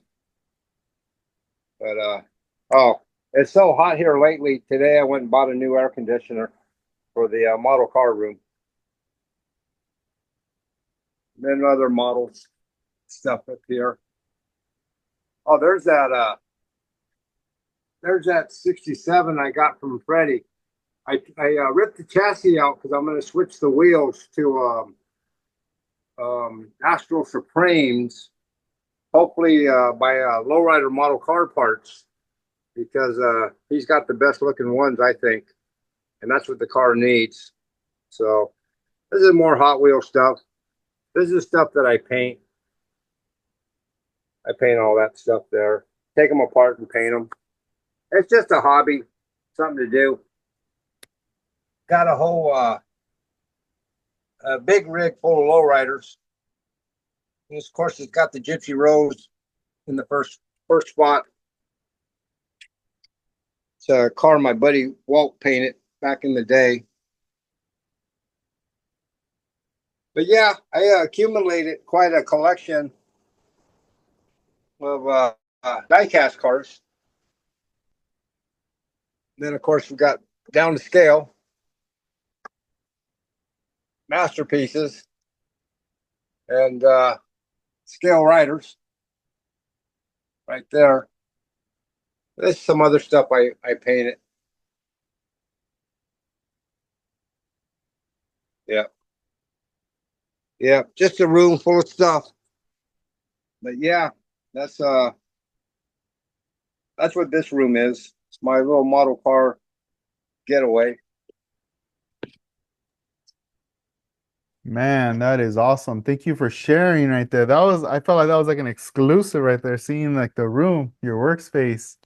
And then Right, the Corvair, I love it. I love the colors. Like you said, it's something different. And right, also I like how when you put the Skill Riders decal, how after that it says racing team. right. Yeah, that's what That's dope. I didn't even yeah, think about that. Dang. yeah, got the Scale Riders racing team on it. Wow, Yeah, that is pretty neat. And even just that layout, like the other models there, a work in progress yeah, right there. Those look pretty cool right there. You know, just see even just staring at that like that, it's inspiring. It makes you be like, man, I can't wait to work on my build. Right now, this is my Corvair. This is where I have it at right now. you see it. It just has Orion silver Oh, as, okay, as like a base. nice. So I started to just do like just kind of really minor customizations, getting rid of, smoothing it out and stuff Yeah, like that. So I'm still working on this. I was late on mine as well. I didn't have it ready for Armando's presentation, but once I have this card done, then I'm gonna be like, all right, here you go, Armando. When right, whatever you want to do with it, you want to showcase it or whatever, put it on the shelf, put it in the collection with all the other Corvairs, you right. know. But yeah, this is one I'm having fun with this one right now, Yeah. going on, doing the live streams, building, working with it. But man, just seeing like your stuff like that, it's awesome. And then also like I didn't know how huge of a extensive collection you had of 164. Oh yeah, Um, I I I got have three of I them. have some stuff. I'm gonna look through some of my stuff because I gotta hook you up with some stuff that I have. I even have some that I painted. I never put them back together. I just painted the body. I think I Right. was just experimenting with like wanting to spray, like something small and clear coat it just Yep. to see if I can do it with like House of Color. And yeah, I'm gonna send you some photos. I'm gonna see All what I right. got Cool. Heck on yeah. my end. So that'd be pretty neat. Do you Yeah. ever look at like some of the guys that 3D print things for like accessories for the 164 scale? Oh yeah. Yeah. One of the things I like are the gassers, like the old style drag race uh cars, the 55 Chevys and whatever. So I had bought in some 3D scale parts, front straight axles, some slicks, some front wheels, wheelie bars, stuff like that. And man, at that scale, the 3D printed parts are so fragile. I mean, they're so easy to break, and they're not cheap. I think I paid like I think I was into these parts like $80 by the time I you know bought all the parts I wanted. So I have them sitting here. I just haven't used them yet. But yeah, they got some really neat stuff: motors, wings, wheels, and tires. 3D printed for the but I kind of want to fade away from the cars for now, take a break from the diecast and get back into the model stuff because I Yeah. really let these 164 kind of take over my life. Hmm. A year and a half ago, I didn't have one car. Oh no way. Yeah, I didn't have one Hot Wheel, and I don't know how many I have now. I have a lot, and Yeah. it's all been within the just over a year, Yeah, really. no, they get addicting for sure. Yeah, they're No, easy to buy. You yeah. know, you just buy them up. No, yeah. And you mentioned Lloyd Model car parts earlier, you know. Right. So now that that you've seen like the quality of the wheels and the different styles and everything that he's done.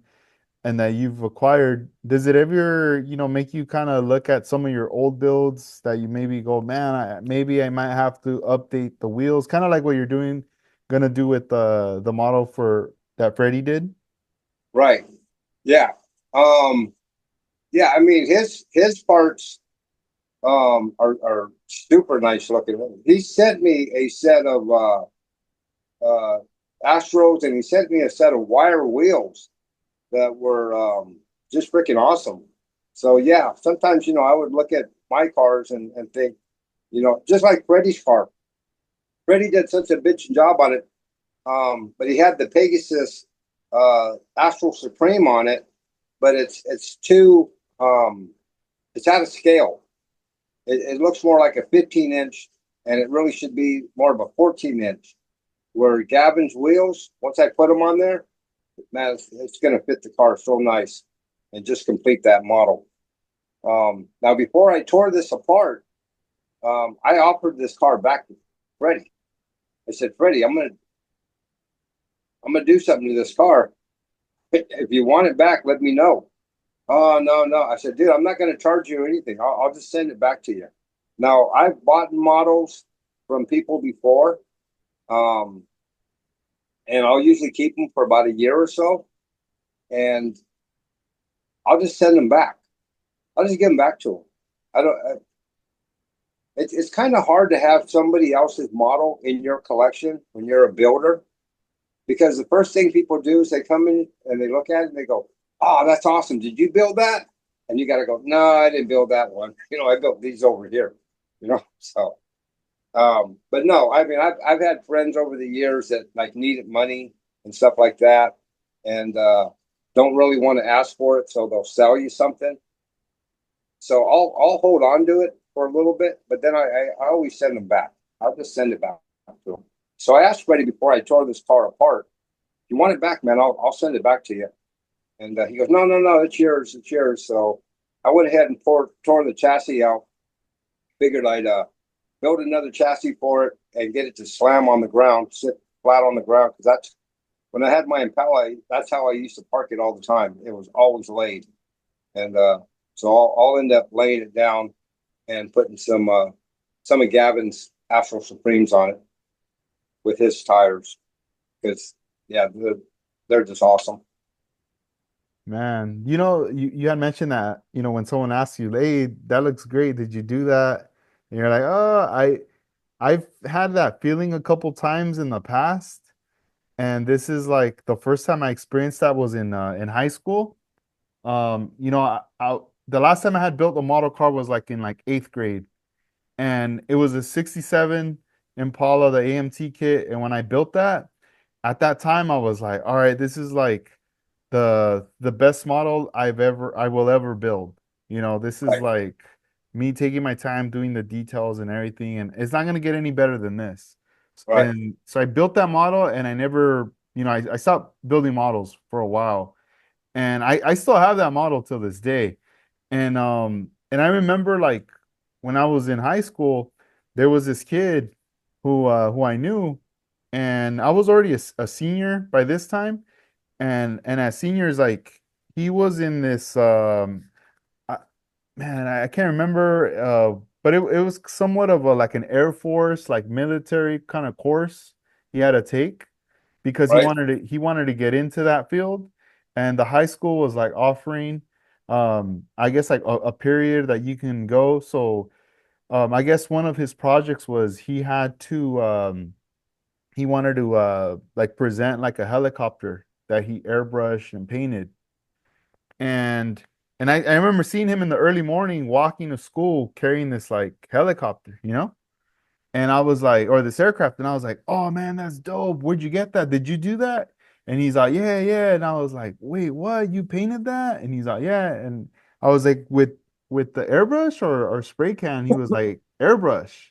And when he said airbrush, I just thought, oh, this guy knows what he's doing. Like I was blown away. I was like, hey, I used to do models back then. Do you think if I give you a model, if I buy a model and give it to you, can you paint it for me? And he was like, yeah, sure, that's cool. And I remember bringing him the model, and I don't know if I told him the color I wanted, or if I was just kind of like just use what you have, or whatever.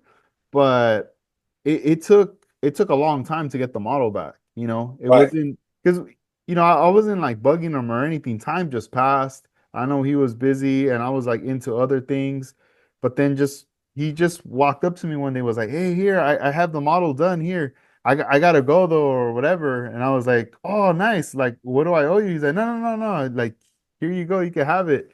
So then I get it, and he just jams, and I'm like, "All right, let me open this thing." And like the body was painted red. It looked like kind of like a candy red, and the like the whole chassis was like I think he was trying to go for chrome, but it was more like a silver Right.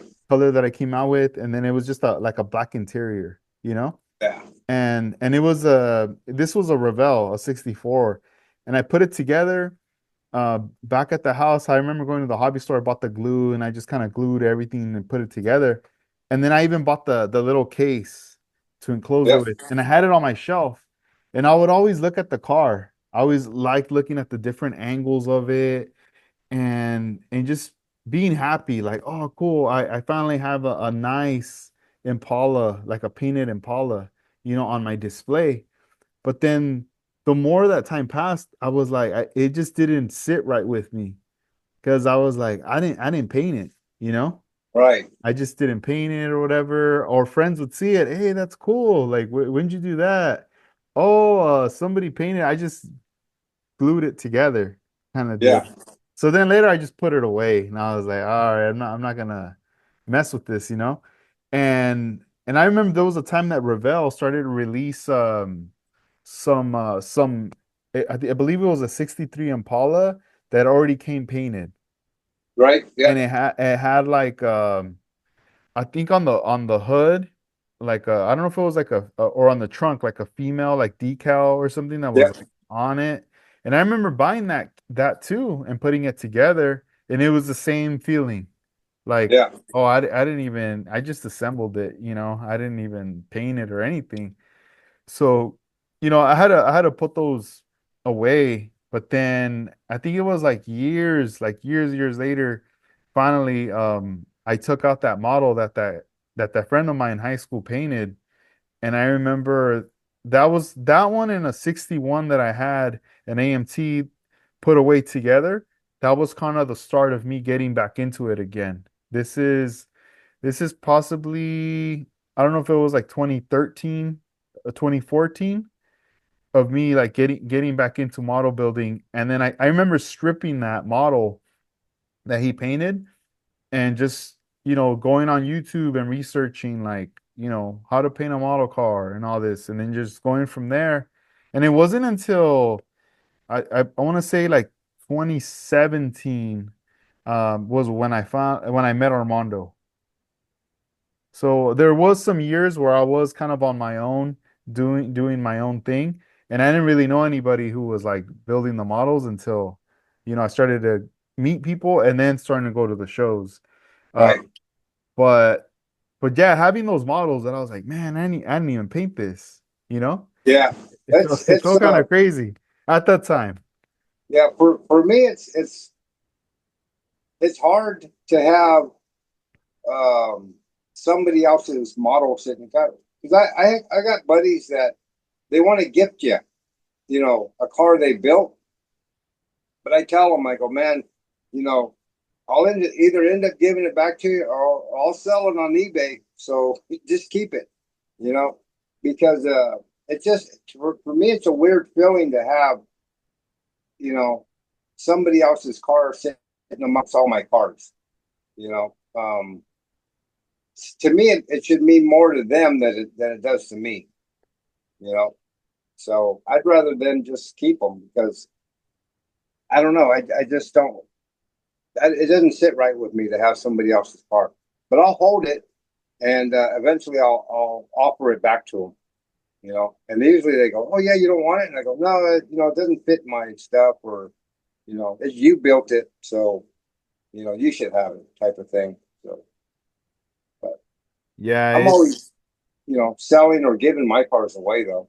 You know, It's always kind of when you think about kind of like having someone's model, just thinking about how many hours, how much time passed that they spent, or just them thinking like the ideas of what they want to do, what they want to add to this build, that it's just like it's like there's a part of their soul in that car, you oh know? yeah, yeah, It's because definitely.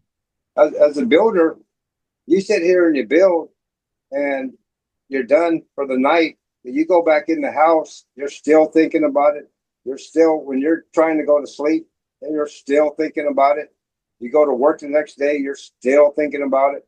There's a lot of thought in these models besides just the work and stuff. And yeah, it becomes, there's a little bit of you in those models, even if it's just time thinking about it. You know, like rarely do I put down a model and don't think about it until the next time I pick it up. You know, I go to sleep thinking about, oh man, I'm going to do this or I'm going to do that. With that model. Yeah, no, yeah, it's always it feels weird like taking time off and not doing anything. Even if like if you're not building, if you're always, in communications with a friend that does it or something, or sharing photos, or even just researching on the internet, it's always there's always a connection right there with Right. that. Yeah. Yeah. They end up with so much thought in them. And then the thing is, you start on the next one and you forget all about that one, and it starts all over on the next model. Yeah, I remember from one of the previous podcasts that we had done, you had said that the AMT, the 58 Impala, was like one of your favorite Impalas to do. And I think you mentioned it too on one of your YouTube videos as well. And every time when I get my hands on like a 58, the AMT one, Right. I love that it comes with the custom parts, like the Yep. extra bumpers and everything. But now I always think of you though. Like every time I get a 58, I go, oh, cool. This is like Gary Seeds is like one of his favorite models right Yep. here to build. Yep. I've built that car more than any car I've built. You know, I built a lot of 57 Chevys. I built a lot of Impalas. I built a lot of other cars. But that 58, I probably built twice as many as those as any other car. I don't know why. You can do anything with it. You can make it a lowrider, you can do it original, you can make it a hot rod, a drag car. They always look good. And that AMT kit always fits. The doors suck on it, so I always glue them shut. But everything else is just, it's a beautiful car, beautiful kit. It's been around forever. Yeah, No, it's interesting. Like I know what you mean. Like the doors they're really not that great, but it's just no. interesting that they actually made it so for the doors to open. Like they Right. gave you that feature on Yep. that. I was like, oh wow, because I remember buying during that time when I was buying that one too as a kid from one of the local hobby stores. It was either the choices was it was either buying the 62 Bel Air, the AMT, Yep. the 59 Impala monogram, or that 58 Impala. And I think they started to get the 65 Impalas like later, but I think they were the monogram ones. Yep.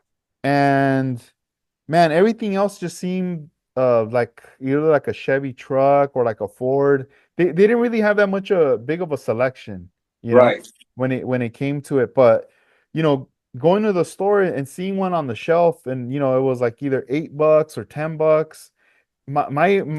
Like my choices was always like, all right, I got the 62 Bel Air the other day. Now I'm back here again. I got to get the 58.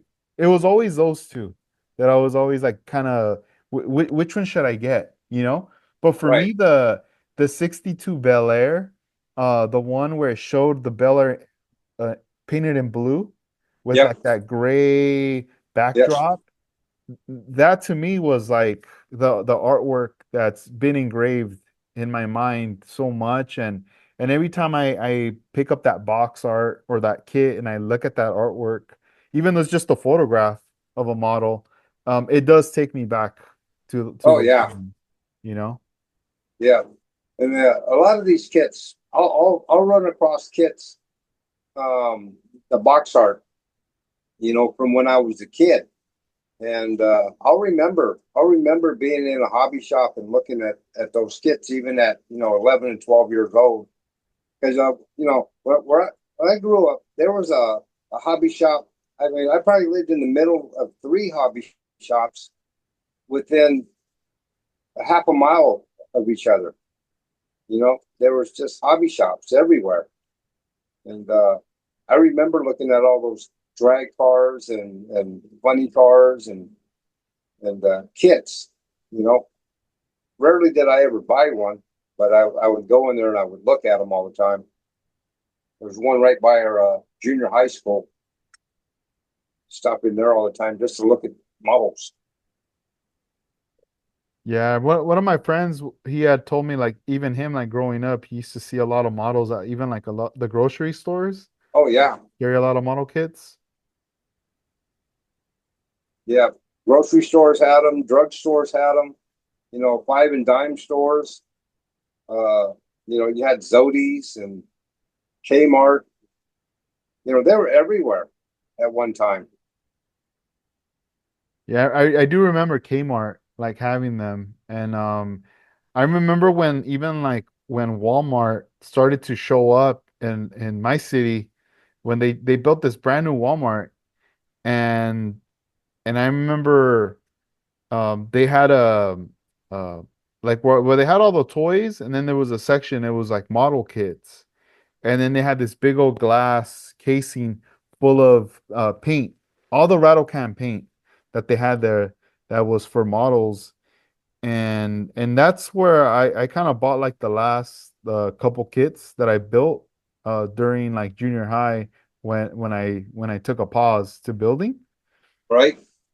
And because at that time I didn't really know where else to buy a model kit from. The original model shop that I would go to, they were the hobby store was already closed. They were gone out of business. A lot of their business was also RC stuff, but they were completely gone. And um, there was a shop in Ventura on the other neighboring city. I just really wasn't. I was very unaware of it.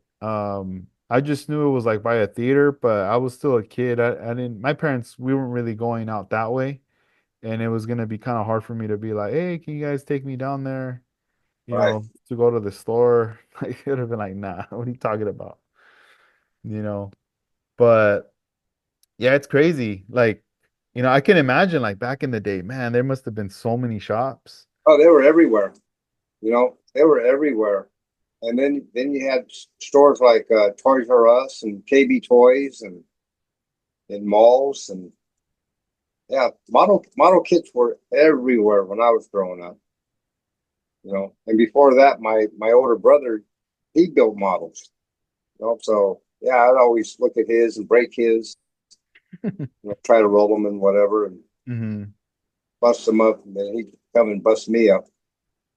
Oh, But dang. oh yeah, but yeah, they were always around, and I built models until I was about 13. You know, 13, maybe 14. But then I completely stopped until I was about 32 or 33. I got back into it. When you got back into it, how long did it take for you to start like down a scale? Like when was that a thought? Probably a year later. Yeah. What it was I got back into it. I didn't know anybody building model kits. It was just me, and so I went to a show because a guy Dominic Tony Dominic was his name. He told me about a show in Orange County, and so I went there and I checked it out, and that's when I realized that there were a lot of people building model kits, and but I still didn't know anybody building model kits. And I end up uh, at Big Kid Enterprises. I end up meeting Ron Potts, and he was kind of goofing around with models. I was a little bit more serious about the models, and but I told him, I go, you know what, we got to start a club. That way we could meet other model car guys, and so that's what I did. I started down the scale with Ron Potts, and and that led into meeting Manny, who led into meeting James and Bobby and Henry, and down the scale just kind of grew from there. But yeah, it was because I didn't know any other guys building models. You know, none of my friends built models. None of the guys I worked with built models. It was just me. And I thought, you know, if I could make a club, um, I could make some friends building models, and that's what I ended up doing. Man, that's interesting. Who created the logo? I did. Yep, I drew that. I was at work one day and just drew it on a piece of paper and showed it to the rest of the guys, and they all go, "Yeah, we like that." And that was it. That became the logo. We ended up printing some shirts. Me and Ron, we um, borrowed a 4-screen silk screen machine, and we ended up printing some shirts. Messed up a lot of shirts, but neither one of us knew how to silk screen. And yeah, and that was our shirts down the scale. Man, that's crazy. So like once you guys had the now, the members, the shirts, from then on it was just about like going to the shows and like, you know, participating, competing and just meeting other modelers. Oh yeah, yeah. It was you know, now that I had a little group of guys to hang out with that were all pretty much my uh, age range. Um, we'd caravan or we'd all get in James' van and go to the shows. At that time, Armando had a masterpieces, so he had that club. I had my club, uh, um,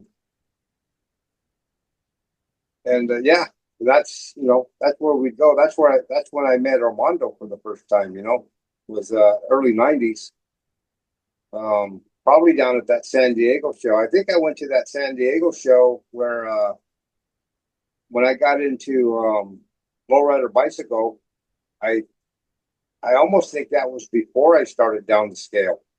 Because I don't think there's anything mentioned in that article about down scale. There might be, but I yeah, know there's an issue. I need to look for it, but I think there's one that is just a photograph of it's like event coverage of a show. And I yeah, believe you guys are in one of the photographs right there with your that models. was at the Peterson Museum. It's a black and white photo. Yes. Yeah, that's the original guys right there. You can see me um leaning up against the back wall, and just as they took the picture, I looked down or something, but my head is pointing downward, and I, never fails. But yeah, that was at the Peterson Museum, and they used to have a show there every year. It was called the Meeting of the Modelers. It wasn't really a show; it was just a place for modelers to go hang out and just BS about model cars. They had tables for display tables, and yeah, it was pretty neat there. Oh, that's cool. I wonder, like, like who started that and then why did it end at I that time? almost, I almost think it was Alan Goldnet that started that. He also, Oh, okay. yeah, Yeah, he you know also, what? I think you're right because I saw him not too long ago at a show, a while back, Uh-huh. and I remember him mentioning something about that, about the Peterson and other. I think he hosted other, like at other venues, right? Like Yeah, the get-togethers. Ontario. He used to do the Ontario show every year. Dang, I need to reach out to him. Yeah. Dang. If you do, tell him I said, hey, I will. No, I will. Yeah, because I still see him at shows out here. He's actively like going to different places, and because he does a lot of the photography, and right, he'll post a lot of stuff on Facebook with like different events, even if it's not like model car related, he's at like car events and things like that. Um, but yeah, I'll let him know. cool.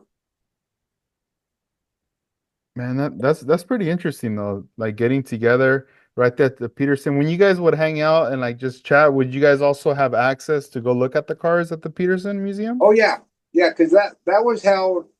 That Peterson, I think, is a 3-story, and it was on the top story. Hmm. But in order to get to the top story, you had to walk through all the cars um, on a couple of floors, Hmm. and then you went upstairs.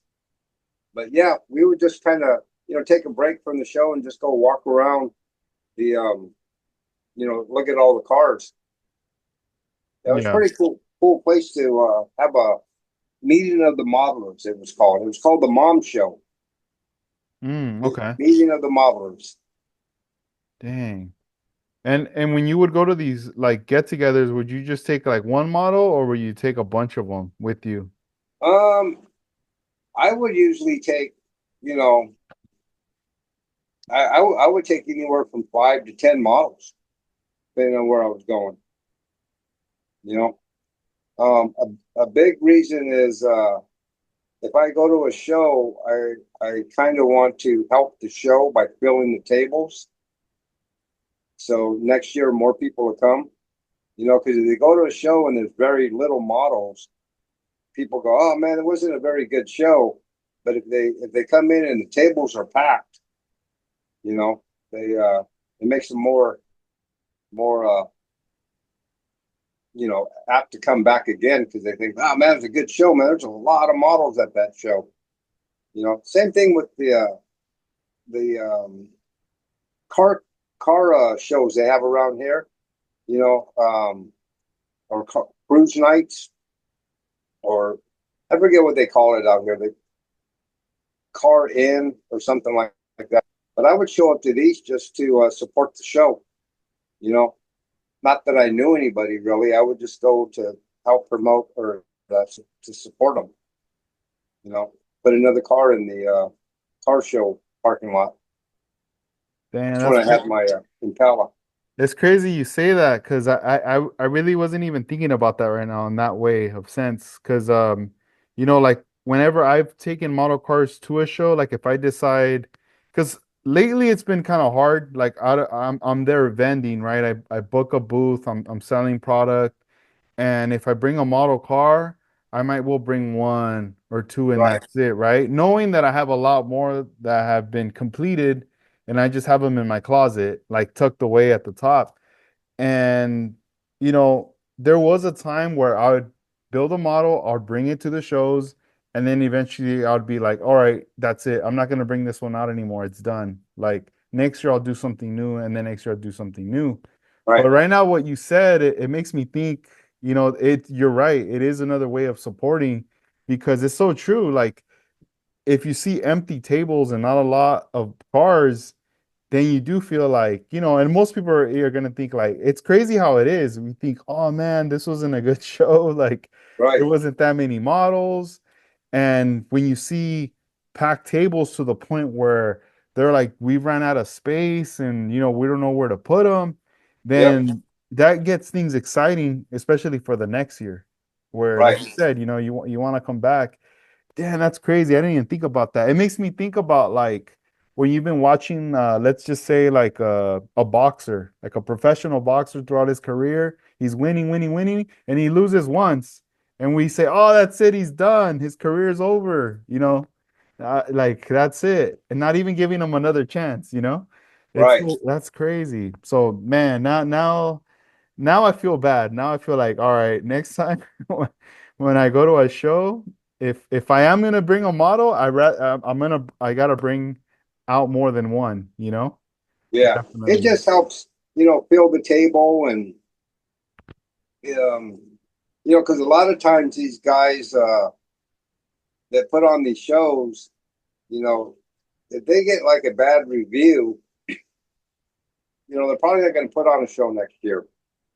If they have a good turnout and people are really jazzed about it and they're asking, hey, are you going to do this next year or two? You know, yeah, it just supports the show, and that's my whole. I like to support the shows. I like to support the hobby. I like to support the guys themselves. Um, yeah, even if it's a show I don't even want to go to, if I have enough people ask me, hey, you gonna go to that show? You know, I'll show up. I'll take some models and if I can, I'll put them on a display table. But if not, then I'll just um, enter them in the show and just fill up the tables. Yeah, that's cool. Yeah, the show I had mentioned earlier, this one that's going down next year out here in Ventura.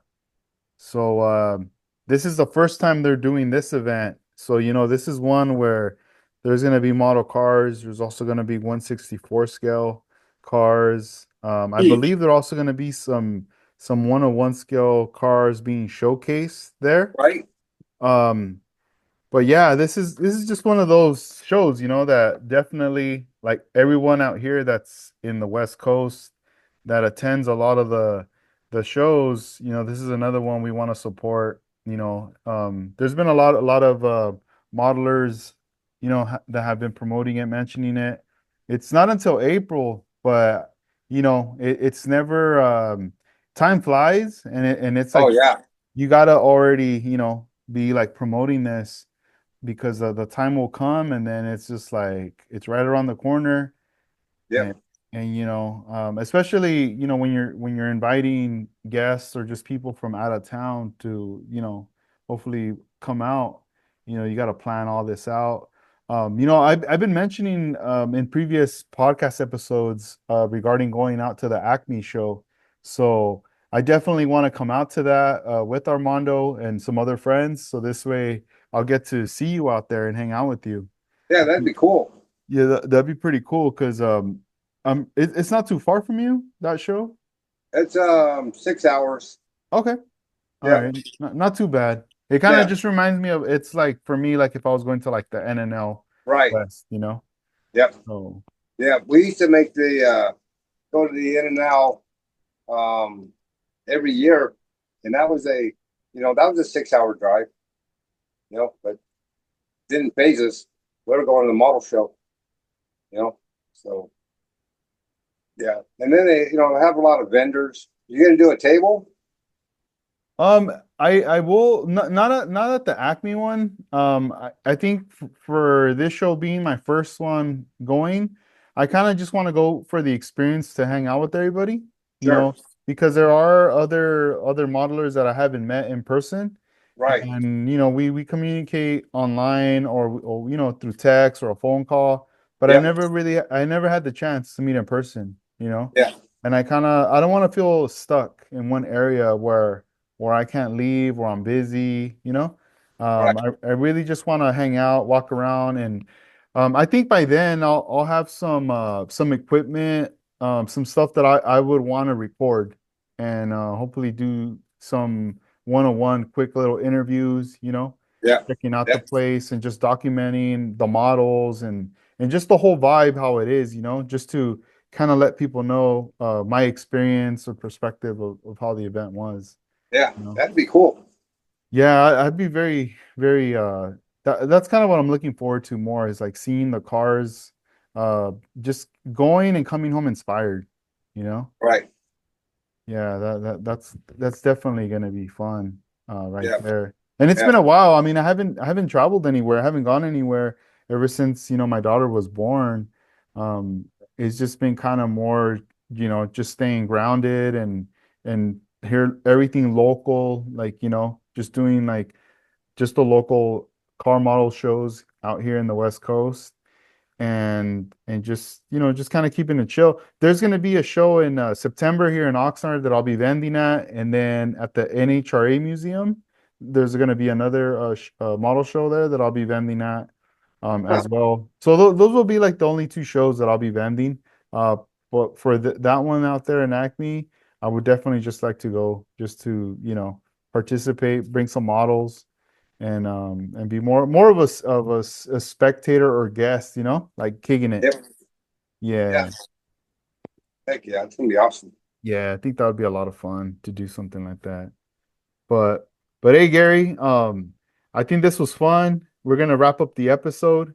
Do you All want to right. give out Cool. any shout outs or plug in your YouTube channels as well? Um. Well, yeah. Hanging with Mr. G Seats. Always check that one out if you guys would. My buddy Tommy Moore. He's got a channel. He's does some really nice builds, and of course Dennis. Dennis might be here this weekend. Give him a shout out. And yeah, all Nice. the guys. David and Armando and Dave DeBaca and all everybody. You know, so I don't know. I could go on and on and on.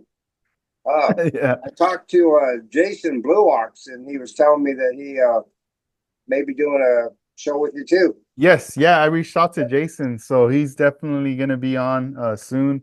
So next week I'm gonna throw it out there. Jarvis Malone.